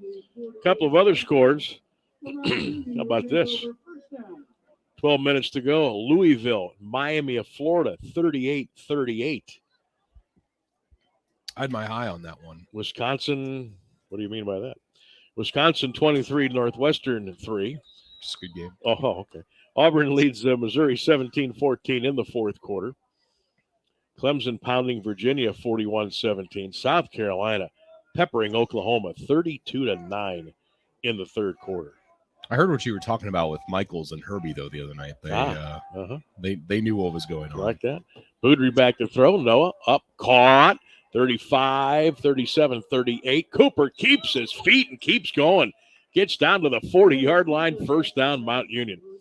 That right there, with a 38-3 lead, and Cooper fighting, keeping his balance. Those old drills you do during training camp kept him upright. He kept his feet, and he got an extra 3 yards and a big play and a first down. Yeah, just a basic crossing route about 10 yards down the field and made something more of it. Boudry hands to Echeverry. Look at this. 40, 35, Tyler 30. Keeps his legs pumping inside the 28. He's down to the 26-yard line. First down, Mount Union. Tyler Echeverry, another 14 yards on the ground. You know, I never really watched some of the drills the Mount does in the pregame, but one of them that they did, they had like giant like rubber bands almost that they put around the players, and they basically pull the other player with them to build that lower body strength. Rossi Moore was down there. Caleb Brown was down there. The strength is what builds this team. Cooper in motion left, now back to the right. Crossbuck play. It's Echeverry. Look at him just kind of pick his way through inside the 25. Echeverry down to the 24-yard line. Picks up 3 yards on the play.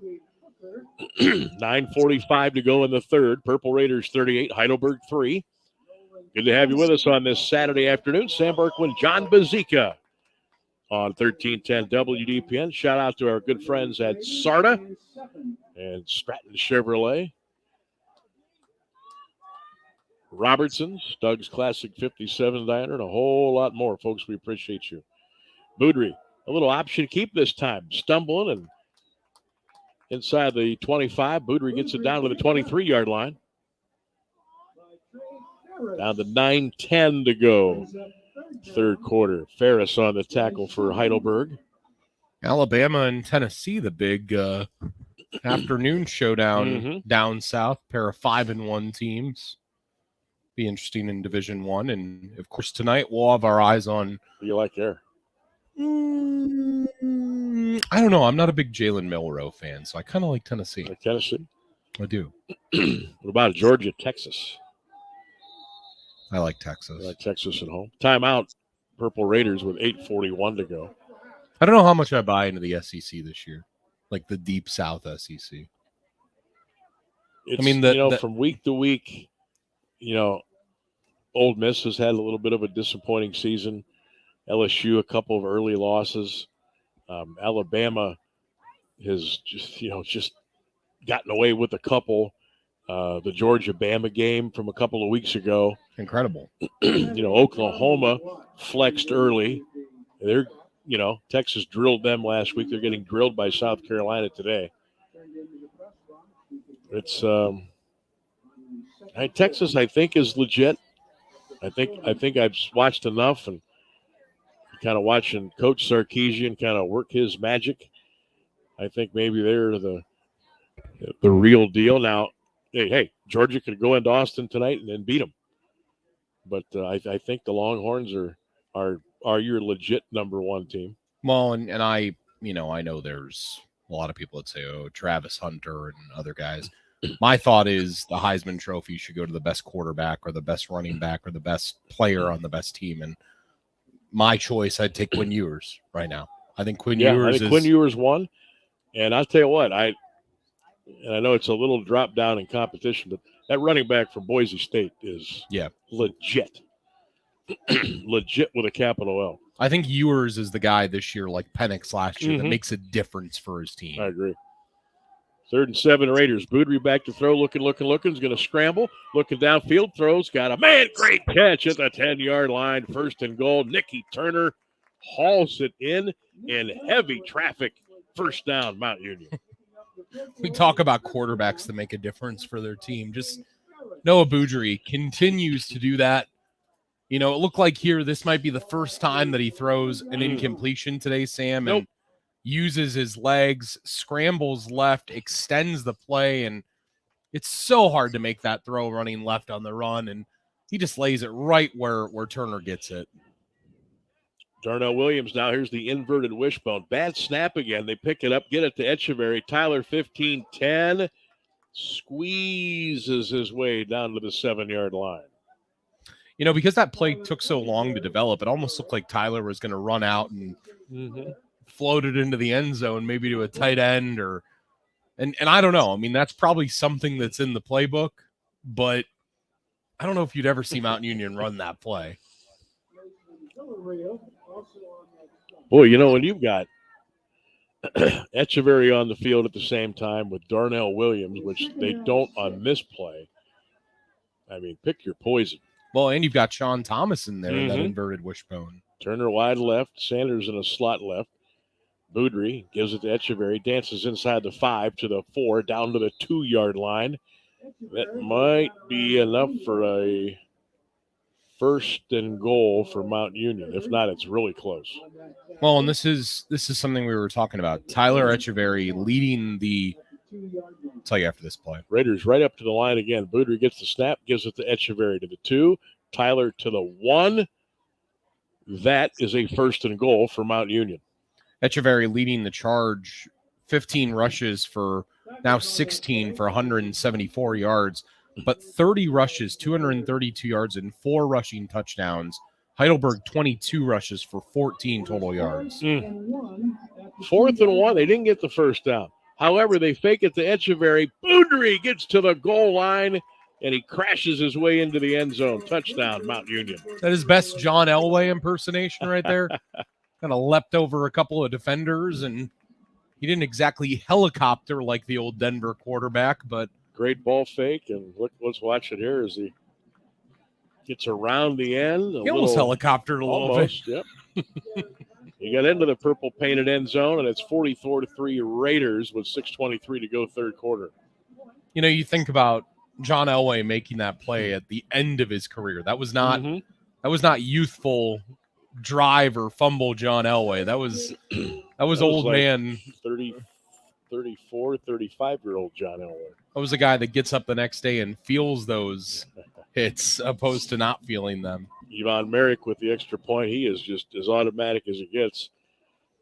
Mount Union has now taken a 45-3 lead with 6:23 to go in the 3rd quarter of play. You know, I'm thinking a lot about Ohio State right now and about how they go to Happy Valley in a couple weeks here. And that game has danger written all over it. I think another guy that does a lot for his team and makes his team better at the quarterback position, and I know he's a local kid, is Drew Aller. You know, I think if you're even the Browns looking at potential draft choices moving forward, if Aller decides to come out, he's the type of kid that I think has the tools to be able to maybe do it at that level too. I think all Drew Aller needs is just games. Yes. Games and repetition. That's all he needs.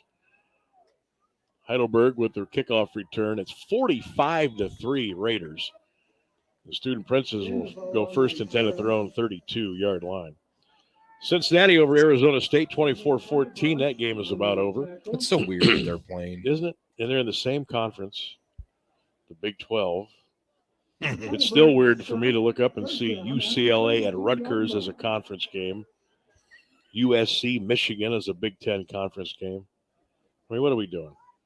Yeah, you think the folks in Secaucus know about what happens, or what is it, Piscataway? Do you think they know what happens out in lower LA this time of year? They've never even been there. Make it make sense. Oh, wait a minute. Money. Conversation over. Hand off up the middle. to the 34-yard line. That is Mark Wilder. Well, and when was the last time in college football that both Army and Navy How about that? were undefeated this You know deep what? into the season? I am rooting very hard For an undefeated, both those teams yeah, to be man. undefeated, to play each other. Can you imagine the atmosphere? Oh my gosh! I mean, it's always a very emotional day when the midshipmen and the cadets get together, whether it's in Philadelphia or New Jersey or what have you. But just imagine Army, Navy coming into play against each other, both at 11-0. What in the world would that be like? And I'm rooting for it. I'm there for all of that if both teams are undefeated. Now, I don't know what, schedules they've got coming up each the next several weeks, but holy smokes, would that be just great theater. Coming up on 5 minutes to go here in the third. Purple Raiders 45 and Heidelberg 3. High snap. Poorman had to go up and get it, and then a quick handoff and a quick tackle as Wilder is taken down. Well, and the key for both of them to get to that is they both have to beat Notre Dame. The last time Navy beat Notre Dame was 2016. Can you name the last time Army beat Notre Dame? Holy smokes. Just when you think it's far back, it's further back than you could ever imagine. Oh, gosh, that's got to be – I mean, I'm not even going to pretend to think that I'm even close here. I'm going to go back to the 40s. I don't know. I have no idea. You're close. 58. Wow. Wasn't around for that either. Punt is touched by Heidelberg at the Purple Raider 28-yard line. That's where Mount will go first and 10. Well, and you'd be right to think the mid-40s because, of course, Glenn Davis, Doc Blanchard. That was the heyday of Army football. Heyday of Army football. 58.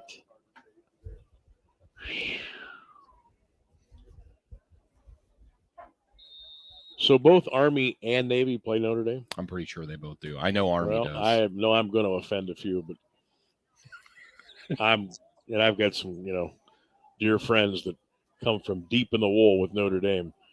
I'm going to be pulling for Navy and Army on those Saturdays just because I want to see those teams be undefeated.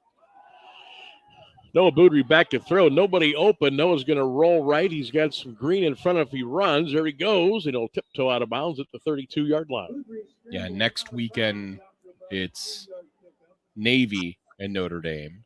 And then I think maybe the following weekend it's Army and Notre Dame. Now, Navy, Notre Dame, a lot of times they'll move that game around. Where is that next? Is it at South Bend? Or because if they never play – at the Naval Academy. Yeah, Army and Notre Dame are playing in the Bronx. Okay, so that'll be Yankee Stadium, right? Playing at Yankee Stadium. Let's see where Notre Dame and Navy are playing here. And the other one is at MetLife in East Rutherford. Oh, okay. Boudry back to throw. Got a man open underneath. Caught Nicky Turner, 30, 35, 40, 44, and out of bounds. First down Raiders. They'll give Turner the 45-yard line, and that's a gain of 14 and another Mount Union first down. 45-3 Raiders with 3.5 to go in the third quarter. If you guys want to sponsor the Sam and John talk show, by the way, step on in. Call us at 330-821-1310. Hey, it's a full-service broadcast here. It is. When it's a 45-3 game, you must do what, John? You must entertain the huddled masses. Boudry gives it off to Darnell inside the 50. Put that flag in your pocket. Williams down to the 43-yard line and a first down. But a penalty marker's down at the 47-yard line. By the way, it looked like that scramble from before the last pass completion that maybe Boudry was going to end his streak of completed passes. Kept it going. 8 for 8 this game, 15 for 15 last week. 23 for 23 for Boudry. Holding is called on the Purple Raiders. I think they got Big Aiden on the hold. Aiden Cange. So that'll move the football back inside the Mount 40 down to their 38-yard line. So the Raiders going right to left here, 3:04 third quarter. all good guys today. Mount 45, Heidelberg 3. Sam and John with you, 1310 WDPN, Q92radiosports.com. Next weekend, the Raiders hit the road. Ohio Northern. Kickoff at 1:30. Boudry rolling right. Breaks the protection. Another flag. Thrown 30 yards away from the play. Pass is complete again to Nikki Turner. But this official over here on the right side has found the need for 2 consecutive plays to litter the field with a laundry flag. Holding on Mount Union. We always got my man Aiden again, second time in a row. We always talk about this. There's a time to throw that flag, and there's a time to keep that flag in the pocket. And this is a time where you keep that flag in the pocket. So Aiden Kane's 2 consecutive holding calls against him. Now, how in the world do they call holding on Aiden? I hate to call him out, but he got bull rushed and just taken out of the play. There's no possible way he could have held. Boudry back to throw again. Steps up in the pocket, lets it fly for Cooper. Incomplete at midfield. There's the first incompletion. Incompleted pass. Yeah. So he is 23 out of his last 24, Noah Boudry. 2:25 third quarter. Purple Raiders comfortably ahead here, 45-3. Scored on their opening drive and have not looked back here at Kara Stadium on this Saturday afternoon. It was actually 24 straight pass completions. 24, okay. So I think he might have gone back to even the Otterbein week on that one. I'm checking to see if that's a record. Temperatures in the low 70s right now. What a day to be outside watching a little football. Here comes Darnell. 30. Williams goes down at the 30-yard line where he is taken down by a host of student princes. And again, Trey Ferris, who's been very active today for Heidelberg, another tackle for that young man. 2:08 to go, third quarter. Don't think you're going to see much in the way of starters, trickery, and crazy. I think Mount Union is just going to keep this close to the vest, pretty vanilla the rest of the way. Darnell goes in motion to the right. He'll get the pass in the flat. Incomplete. That's an incompleted pass. So on a third down and 24, pass goes to the turf, incomplete. That'll bring up 4th and 24, and we'll see Mike Franklin today for the Purple Raiders. And if I'm not mistaken, this might be the first punt of the day for Mount Union.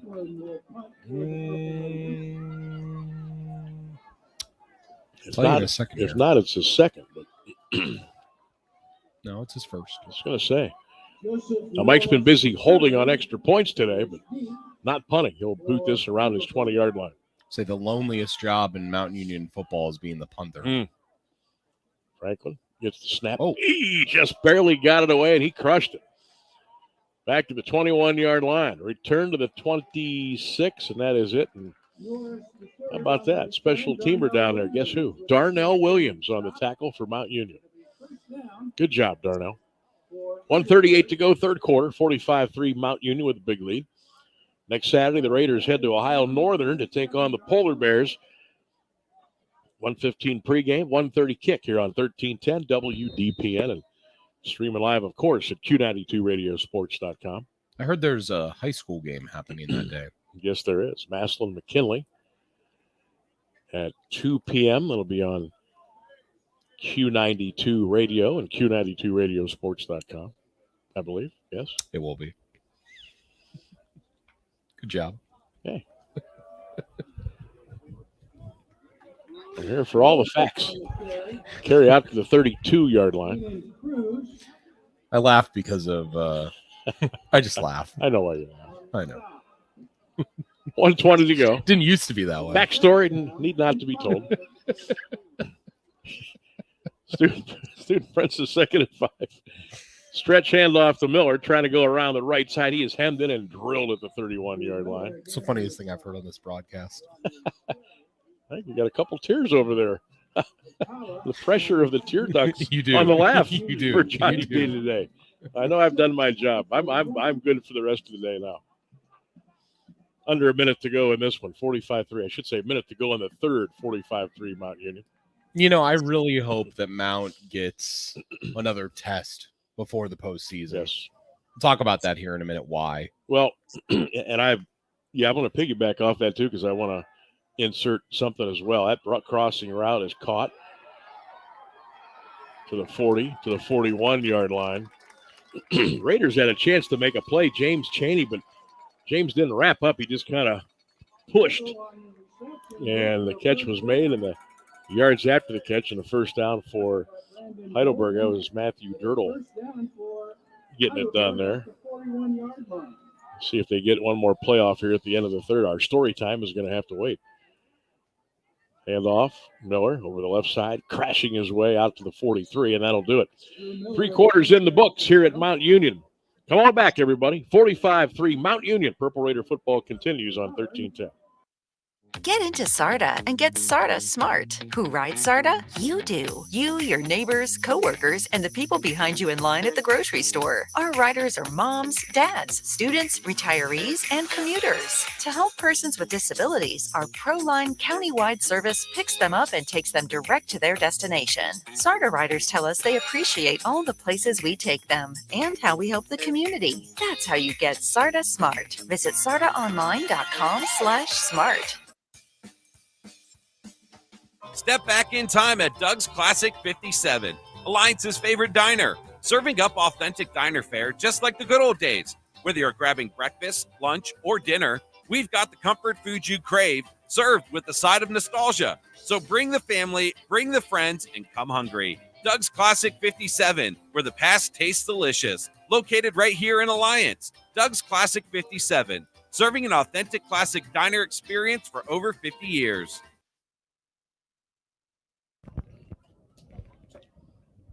Back in Alliance for the fourth quarter of play here. 45-3 Mount Union. Heidelberg 2nd and 8 now. The Berg going right to left. Foreman hands it off to Miller. He'll get across the 45 out to the 47-yard line. Purple Raiders stop. Caleb Bernard, number 33, linebacker for the Raiders. You think about why Mount needs a test going into the postseason, and Alma happened last year because Mount had not been tested.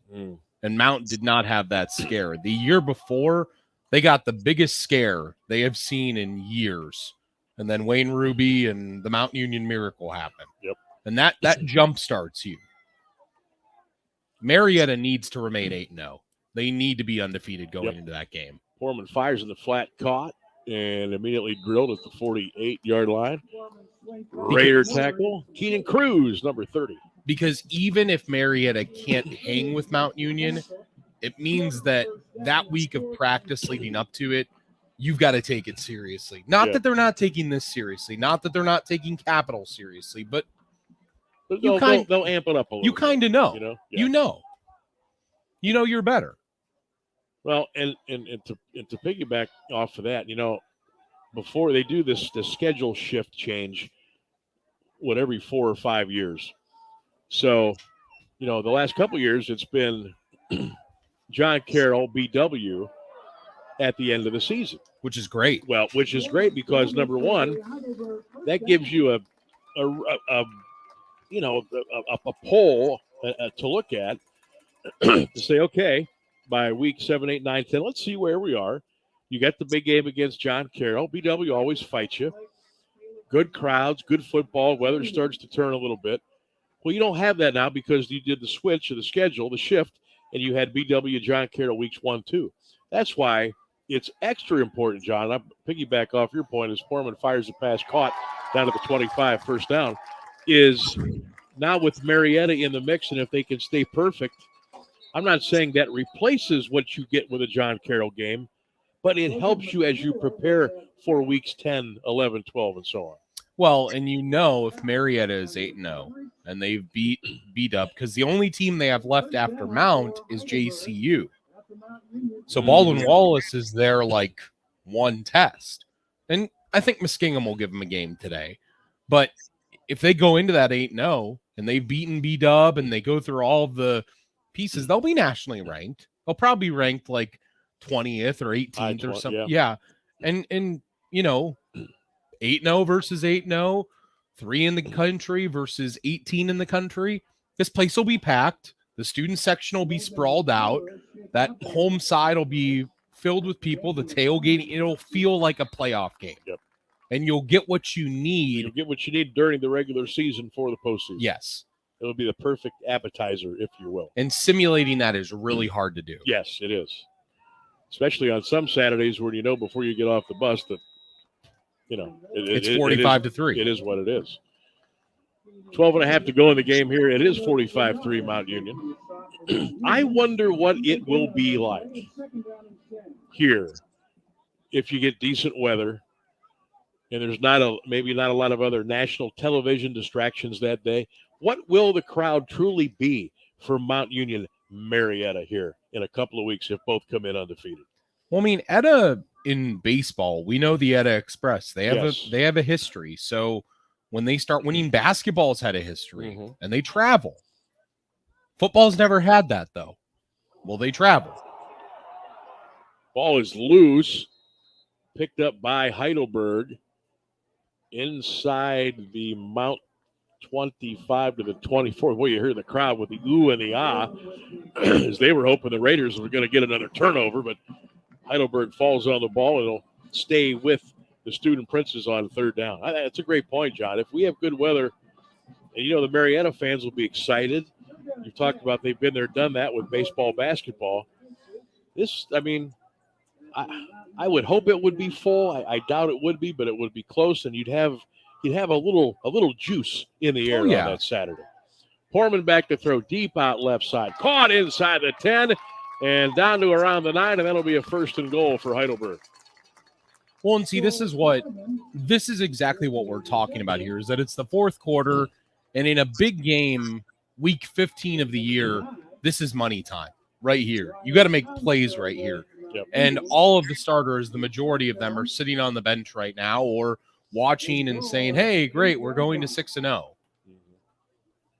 Triangle trips to the left for Heidelberg. The Student Princes now, would love to cash in here and get into the end zone with under 10:35 left to go in the game. 45-3 Raiders. The Berg 1st and goal at the Mount Union 8-yard line as the sun is coming through. Foreman throws it deep left side of the end zone, in and out of the hands of the wide receiver. Incomplete. Ooh.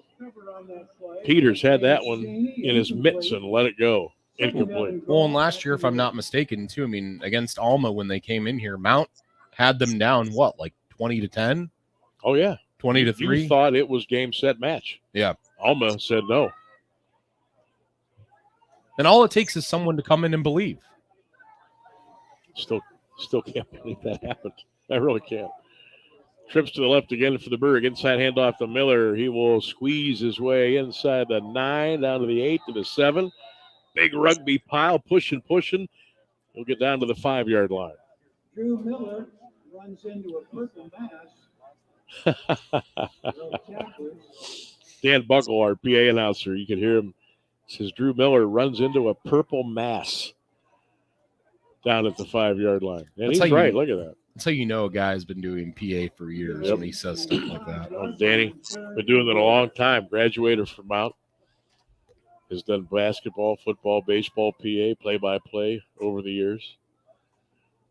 Actually, Dan is on the short list of PA announcers at Paul Brown Tiger Stadium. He'll actually be at the McKinley-Massillon game next Saturday. Really? Doing, of course, you know how they do it at Massillon. They actually bring in an extra PA voice just to do certain announcements so that the PA announcer for the game itself can concentrate on that and not worry about the other side stuff. They'll take you behind the curtain for over PBTS. We're going to take a break here. 9:38 left to go, 45-3. Purple Raiders will take a timeout. Visit Carnation Optical at 75 Glamorgan Street, across from the Glamorgan Castle, right here in Alliance, formerly in the Carnation Mall. Carnation Optical is locally owned and operated since 1983, with over 1,000 frames to choose from, and their glasses are made in-house. Stephanie and her team at Carnation Optical invite you to call and schedule your eye appointment at 330-821-5476 and experience Carnation Optical's laid-back, casual environment with on-site lab for fast and accurate services.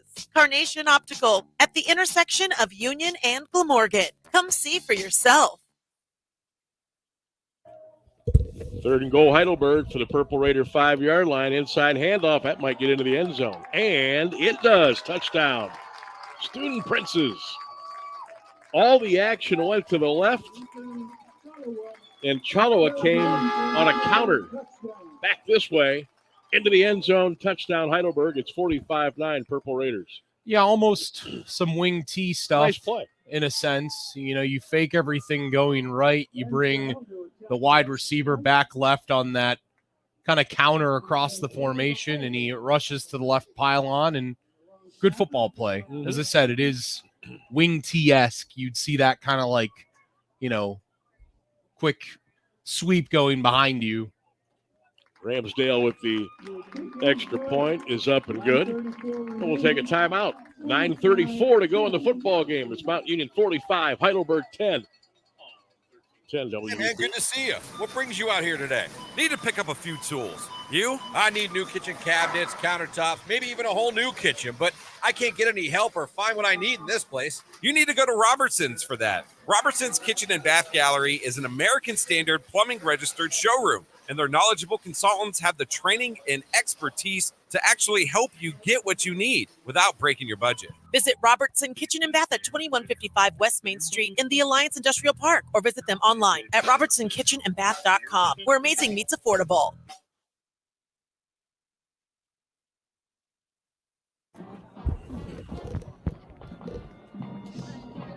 Mount Union 45, Heidelberg 10. Sam Berkman, John Bazika back with you. 13-10 WDPN. Some other college football scores. Miami of Florida 52, Louisville 38. 3 minutes to go. Holy cow. Missouri comes storming back to lead Auburn 21-17 with a minute to go, but Auburn's got the ball. South Carolina 32, Oklahoma 9. We've got a couple of finals we want to tell you about. Wisconsin beat Northwestern 23-3. Wake over UConn by 3. Clemson 48, Virginia 31. Cincinnati beat Arizona State 24-14. How about UCLA? Comes all the way across the country and beats Rutgers. Wow. 35-32. That is an upset there because UCLA stinks. But they beat Rutgers today. Army, all right. The Black Knights of the Hudson beat East Carolina 45-28. Army remains undefeated. And how about Indiana? 56-7 over Nebraska today in Bloomington. That is a final. By the way, I thought it was that Mount Union or that Wilmington had defeated Otterbein, but it's heading to the fourth quarter. Wilmington 10, Otterbein 7. Last two opponents there of Mount Union. Otterbein getting a big day from their defensive backfield, too. They have 3 interceptions that they forced today. Fisher with 1, the kid who made the one-handed catch, too. Got some talented guys on the outside. That was the other thing about them. They've got – I'm just shocked that they're 0-5, the team that we saw that day. Mm-hmm. Short kickoff by the Berg goes out of bounds. Penalty flag. Gee, many Christmas. Everybody with a striped shirt decided to throw a flag on that play, and all it was a kickoff that went out of bounds. You know, one of my biggest pet peeves, Sam, of officials is when they all throw flags on the same play in the same area, because it's one guy's job to throw one flag in that zone. Correct. Yes, that is your job, which means that if there's a hold and you all throw a flag for the hold, it means that you weren't looking at your zone, which means that it's, well, you get the picture. So I'm telling you, at least 4 of the officials threw a flag there.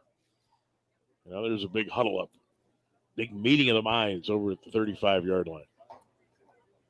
Now, what are they debating here? He kicked the ball out of bounds. Kicked the ball out of bounds. Now, was there something else that happened? I mean, they're just, look at the Mount coaches like, really?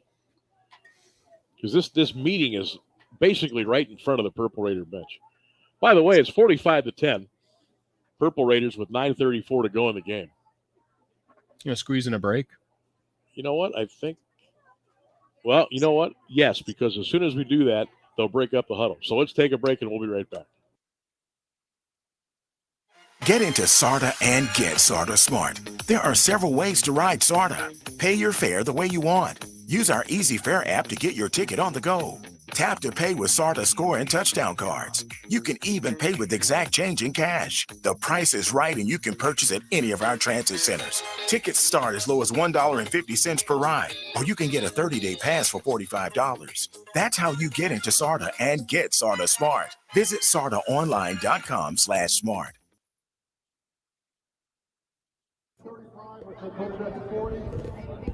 Dead ball. After the play was over, we have a dead ball foul, personal foul, late hit on Mount Union. That's going to be 15 yards, and then we have a first down. You know that? So the Yeah, kickoff went out of bounds.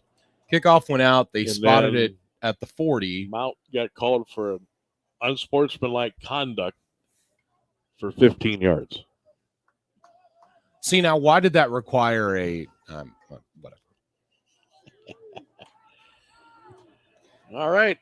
Sam, West I know Branch Warrior fans, TJ DeShields is in a quarterback now for the Purple Raiders. Hey, come on, TJ. There we go. Big number 12 down there. Gives it to Darnell. Williams around the left side, 25, 30, 35, 40. Look at Darnell go. Hurdles the man and goes out of bounds. Where did they get him out of bounds? A little pushing and shoving over there at midfield. I'm going to say they say he stepped out of bounds around the 45. See, and I know. Holy smokes, back at the 40. See, now I know you and I were both at the same game at the end of the year last year in high school football. Mm-hmm. And my feeling is the more flags you throw, the more likelihood that you're going to get a scuffle on the field between the teams, because then they start chirping at each other over things. First and 10 Raiders after the run by Darnell Williams. Darnell again over the middle, 43, 44, 45. Darnell to the 46-yard line. I don't know if sorry to interrupt you. I don't know if it's trained with officials, but I think you should almost train them to de-escalate situations and say, we're not going to throw a flag here, but we want to issue a warning on both of you. And we're going to say, if it happens again, we'll throw a flag. Yep. Because then it might stop it from happening. Opposed to... If you just start willy-nilly, just everybody reaching in and throwing their flag on the field, then it just turns into what it turns into. Yeah, and then before you know it, you have a brawl at the end of the game. Backs are split. Motion left side. Let's see if TJ gets the cue to throw it up here. Nope. Going to go Darnell on a sweep left side. Midfield, Williams 45. Look at him go to the 40-yard line. First down, Darnell Williams. Purple Raiders up 45-10. 7:50 to go in the ball game. And old 21 for the Purple Raiders is doing his thing here on another Saturday afternoon. By the way, you want to talk about a guy that he goes to anywhere else in the OAC and he'd be QB1 he's touching immediately. it 35 times a game. Darnell. Easily. No, QB1. I'm saying. QB1. I'm sorry. DeShields would be QB1 anywhere else. And yeah, Darnell Williams would be RB1 anywhere else. Yep. This backfield that you're looking at right now, if they were playing at Heidelberg, they'd be the two best players on the team. So the Raiders now first and 10. TJ DeShields gives it to Darnell again. 40, 35, 30. Darnell out of bounds. Flag thrown. Darnell Williams on the carry. Clock stops with 7:10 to go.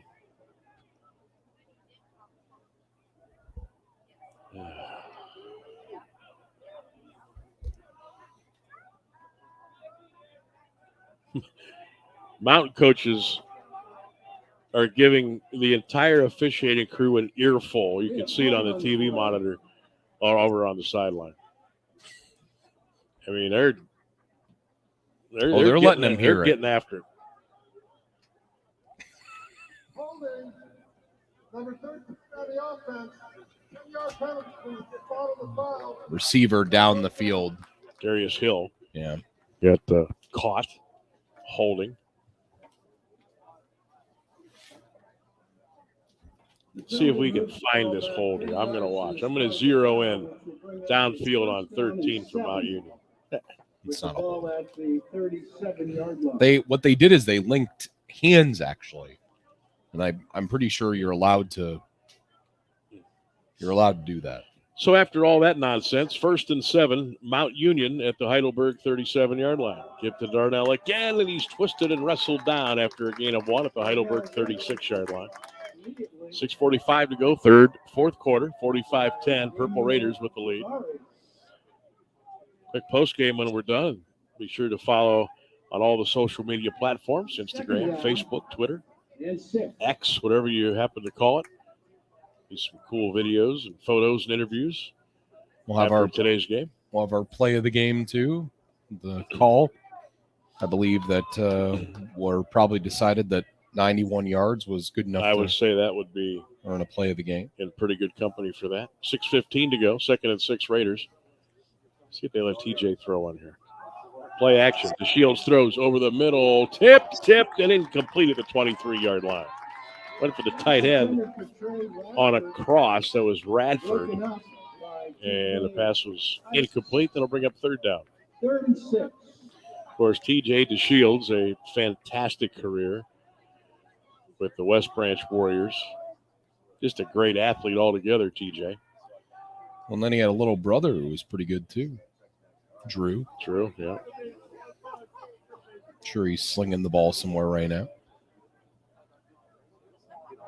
I played against their father, Walt, the Canton Class A League, decades ago, baseball. He was good too, man. The Shields fires. What a play at the 30-yard line. That's a catch. Yes, sir. And a 1st down, Purple Raiders. Great catch by Fletcher. And I'll tell you what, the Shields showed you right there what he can do with his right arm. Yep, that's a big boy throw right there.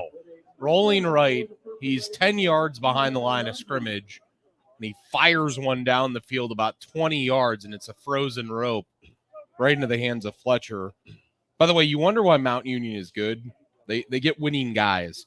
West Branch's TJ DeShields won in high school. Fletcher, a sophomore from Canfield. It's a winning program. Great high school football program. DeShields gives to Darnell Williams. Got met at the point of attack, trying to squirm away and could not. They'll be losing 2 back to the 32-yard line. Man, Walt DeShields could throw the baseball. And he, if I'm not mistaken, Walt played Class A ball well into his 30s. Is Walt coaching? At a very high level, he was so good.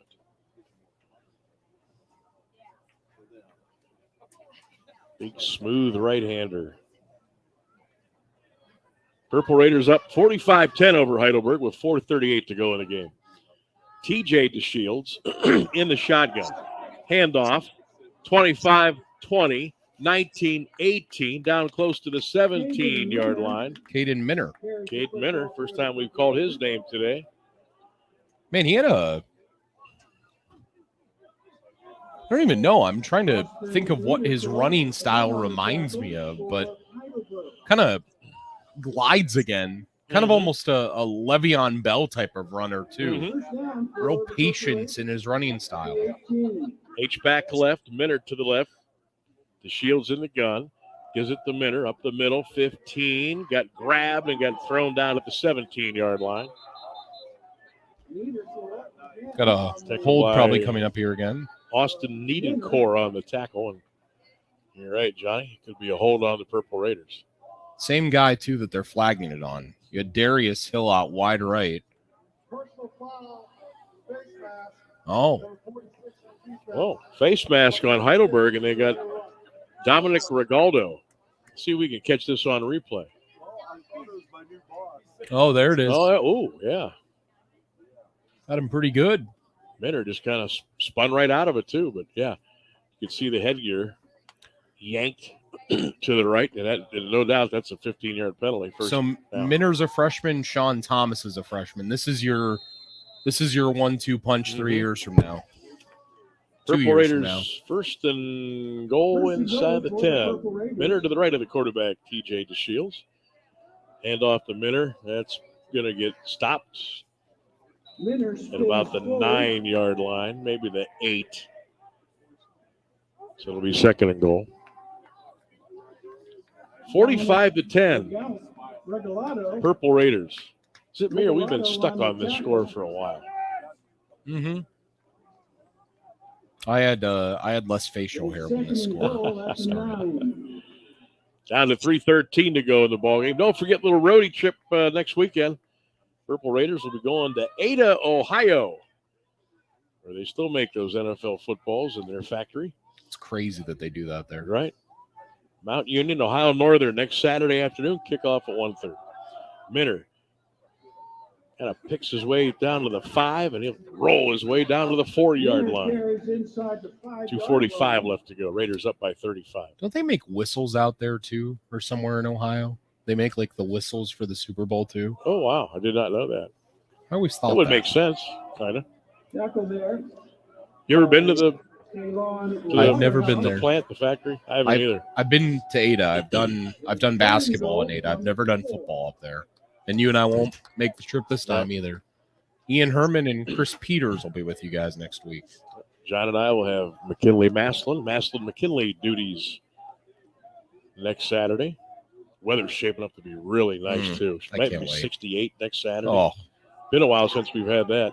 TJ DeShields with a ball fake, and the big man will truck his way into the end zone. Attaboy, TJ. Touchdown, Mount Union. TJ DeShields out of West Branch with a great ball fake, and he rolled into the end zone. 51-10, Purple Raiders. Man, Happy I for him. don't know what it's called now because I haven't played PlayStation or Xbox in a while, but, man, this man hit the truck stick right here. Look at this. Just barrels over the lone defender that's out there. I didn't catch a number of who it was, but I had one guy coming at him. And I think it was number 1 for Heidelberg at the end, TK Fikes. And he ran right through him, Sam. Merrick's extra point is perfect, and we'll take a timeout. 2:03 left to go in the ball game. 51-10, Mount Union. Check it, 52-10, Mount Union. We'll be right back. Gear up for game day with Grinders Above and Beyond, the spot for tailgating fun. Grinders has everything you need to make your pregame experience unforgettable. Join us for happy hour from 4 to 6 p.m. and get a taste of our homemade tailgating favorites. Planning a big game gathering? Let us handle the catering. From sandwich platters and homemade chips to soups and salads, pies, and brownie samplers. We've got all your tailgating needs at Grinders Above and Beyond.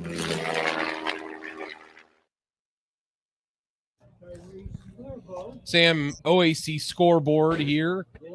Early in the fourth quarter, Wilmington 17, Otterbein 7.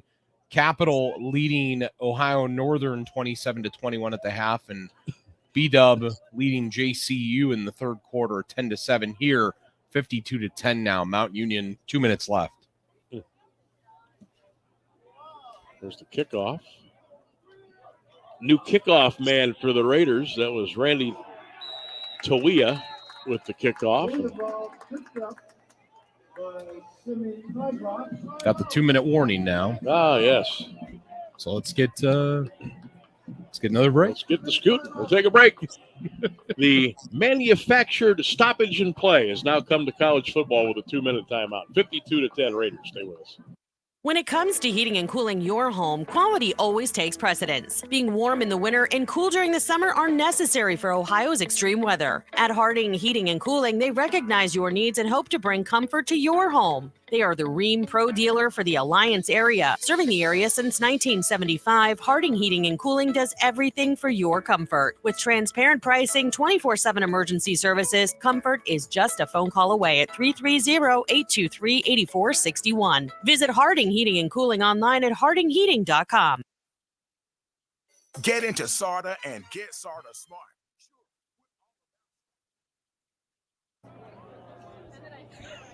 Sam Berkwood and John Bazika with you for the final 2 minutes. Mount Union 52, Heidelberg 10. Now, did Marietta play tonight? Mm-hmm. What is it, 7? Muskingum, yeah. 7 o'clock? Tonight at 7 p.m. It's at Muskingum. At Muskingum, all right. Be a good game. Yeah, I think that could I think Muskingum could provide a couple of headaches for Marietta. I was looking at some numbers last week, and it was two things. Marietta knows how to run the football, and their quarterback Connor Viestra takes care of the football. Gosh, he's still there. He makes big throws. Is it Viestra? Yeah, I remember. Yeah. That's gonna be. I'm telling you, Sam. Week 9, that's gonna be a ball game. I hope Marietta continues to handle their business. I know Mount's going to. Yeah. And boy, if we get a couple undefeateds battling here. Oh, in a couple of weeks. That should be fun. It would be. It would be. Because we haven't had that atmosphere since week 1. I know. It'd be a good treat. Week 2. Yeah, you didn't get to have the joyous atmosphere down in Ferrum. Never again. He said never again. Under a minute to go here. All Purple Raiders 52-10. Is good part of the crowd has decided they've had enough football today, and well, what a day just to be outside watching football. No, it don't matter what. Just you don't get a lot of these in the middle third week of October. I would have loved to have been outside today and do yard work or take the dog on a walk. Or it is. And I'm in Cleveland tomorrow. Beautiful. It's going to be 75 in Cleveland tomorrow. You gonna watch that? Upside. Nope. You watch that mess by I'll be the outside lake? tomorrow. We're going to be in the mid to upper 70s here, I think, for the next 5 to 6 days. That's what it looks like now. But you know how that can change. But. It's not going to be the mess by the lake anymore either. It's going to eventually be the mess by the port. Right? You know, we could do a 3-hour extravaganza on that outfit, but I don't want to tarnish the Mount Union broadcast with that. Hand off over here on the left side to Wilder. Maybe we need to start a podcast. Hey, everybody else does it. I was gonna say it's the world's most expensive hobby, by the way. You won't make any money on it, but unless you're Joe Rogan or somebody like that, or the Kelsey brothers. Didn't think we get a Joe Rogan reference today. I know he's making coin on his podcast, but yeah, a lot of podcasts are just. We get a flag here, Johnny? I think we did. Yeah. A whopper, 15-yarder on Mount Union defense. With 14 seconds left in a 42-point game. 14 seconds left to go. I think that's called collecting the full amount of your paycheck if you're an official. They said you're going to work 4 hours for the game. Let's work 4 hours. Let's go. This could be the final play of the afternoon. Clock goes back into motion. Hey, we're not even going to get another play. Heidelberg says that's it. Final 6 seconds off the clock. And this one is all over at Karis Stadium here on M Club Day. Your final score, Mount Union 52, Heidelberg 10. The Purple Raider Express keeps on trucking. They are still undefeated here in 2024. Heidelberg drops to 2-4 on the season. It's a Purple Raider winner. The postgame is coming up. Keep it here on 1310 WDPN. Get into SARTA and get SARTA smart. Sure, we're all about Stark County, but did you know we have express fixed routes to Akron and Cleveland? Just take Route 81, that's Akron, or Route 4 to Cleveland. Shop, eat, sightsee, catch a game, or visit that other Hall of Fame. We also take veterans to their Wade Park appointments for free. Plan your next trip to Akron or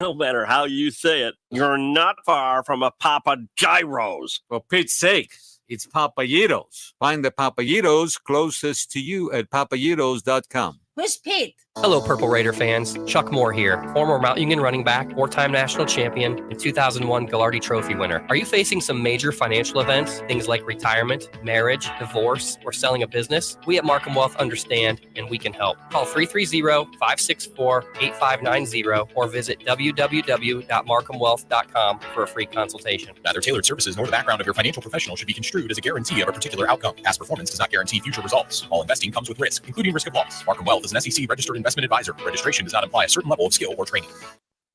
You're listening to Mount Union Football on AM 1310 WDPN. We return back in here, break one of the postseason or post game. We're going to have to take a second break here, too, and we'll get you highlights after that or our play of the game. You know what? Actually, screw that. Flip that, reverse it. We're going to do that here. We're going to do stats after this. We're going to play you your play of the game right now. 52-10, the final score. Mount Union a winner over Heidelberg, and the play of the game, if you've got it, Rainsburg, it was the 5th touchdown of the first half for Mount Union, a 91-yard rush by Tyler Echeverry. Here's how it sounded. Boy, bunch formation, everybody in tight. Watch Nicky Turner here. Twins to the right. Boudry, pitch out, right side, Echeverry. Tyler 10, Tyler 15, Tyler 25, 30. There he goes! He's off to the races! Look at him! Olympic speed! 10, 5, touchdown, Mount Union! 91 yards. Baby! Great call by my partner, Sam. And Mount Union a winner, 52-10 over the Heidelberg Student Princes. Again, our play of the game in a 52-10 win, a 91-yard rush by Tyler Echeverry, part of a day where he rushed for almost 200 total yards. We'll tell you his total when we come back for the final time here on AM 1310 WDPN. Again, final score, Mount Union 52, Heidelberg 10. We'll be back.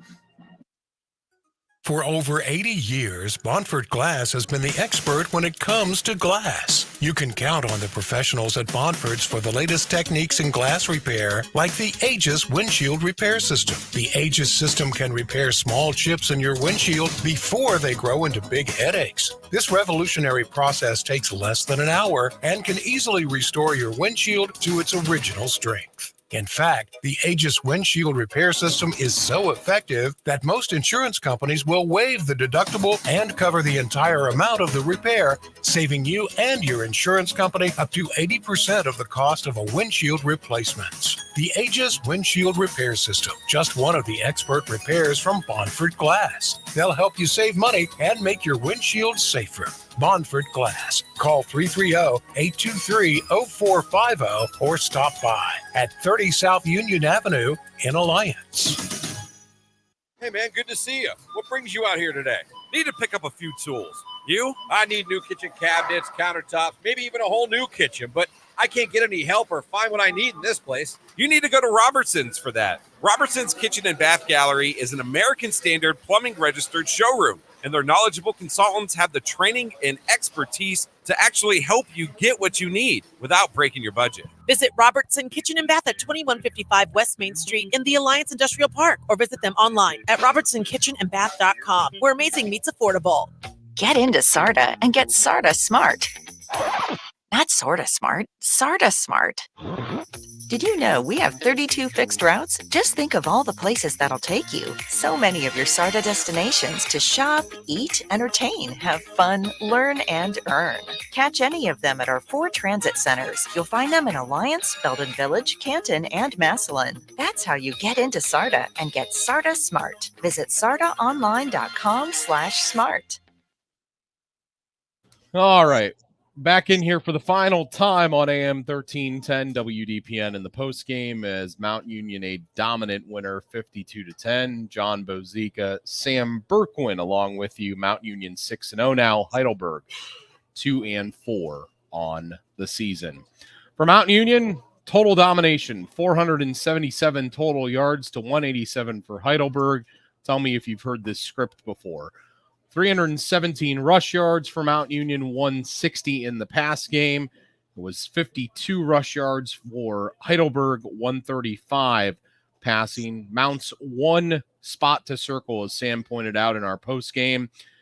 5 penalties in the second half for 60 yards. They actually had more penalty yards than Heidelberg, who had 7 penalties in the game. All in all, Mount Union finds their way to victory. They also were able to recover 2 turnovers, as Heidelberg fumbled it 4 times. Mount fumbled it once, and they lost it that one time. Heidelberg did get 7 points off of turnovers. Mount Union just 3.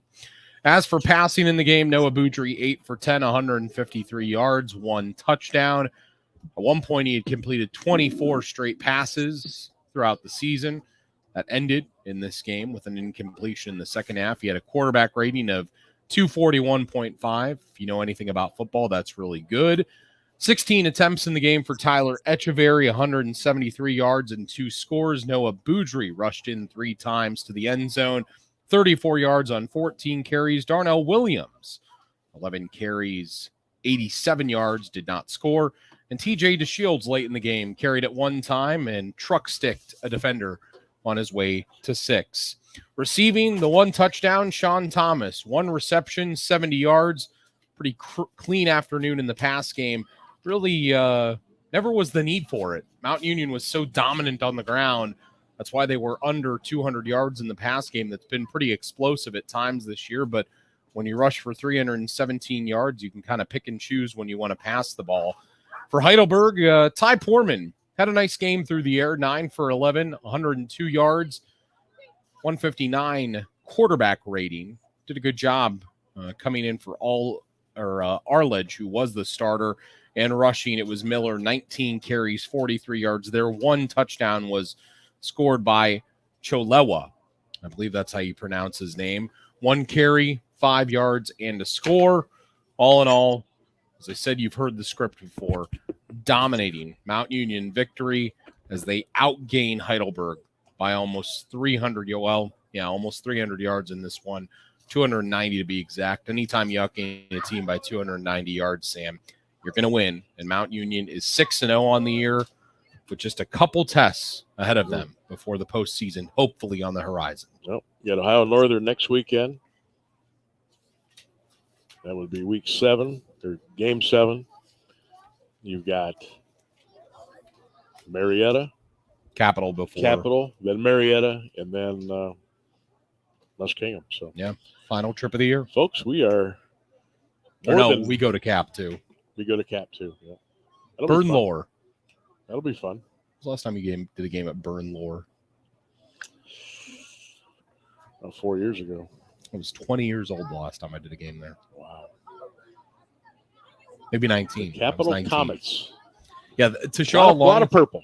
To show how long it's been, they were the Crusaders last time I did a game there. I'm trying to remember that. Is that also a place with just one side? It is. Folks, we're more than 50% through. Purple Raiders are still getting better, and that's the encouraging thing. They're getting better, and they'll get better as we move along. All right, thanks to my partner John Bozica, Mr. Rainsberg back at 1310 WDPN. Thanks to Nate and the crew here at Mount Union. Most of all, we appreciate all of you for listening, everybody. Sam Berkman saying so long from Mount Union. Final score of the Purple Raiders, 52. Heidelberg 10. You've been listening to Purple Raider Football on 1310 WDPN, streaming live at Q92radiosports.com. Have a great weekend. AM 1310 WDPN thanks you for listening to today's broadcast of Mount Union Football. We now return you to the unforgettable favorites of AM 1310 WDPN.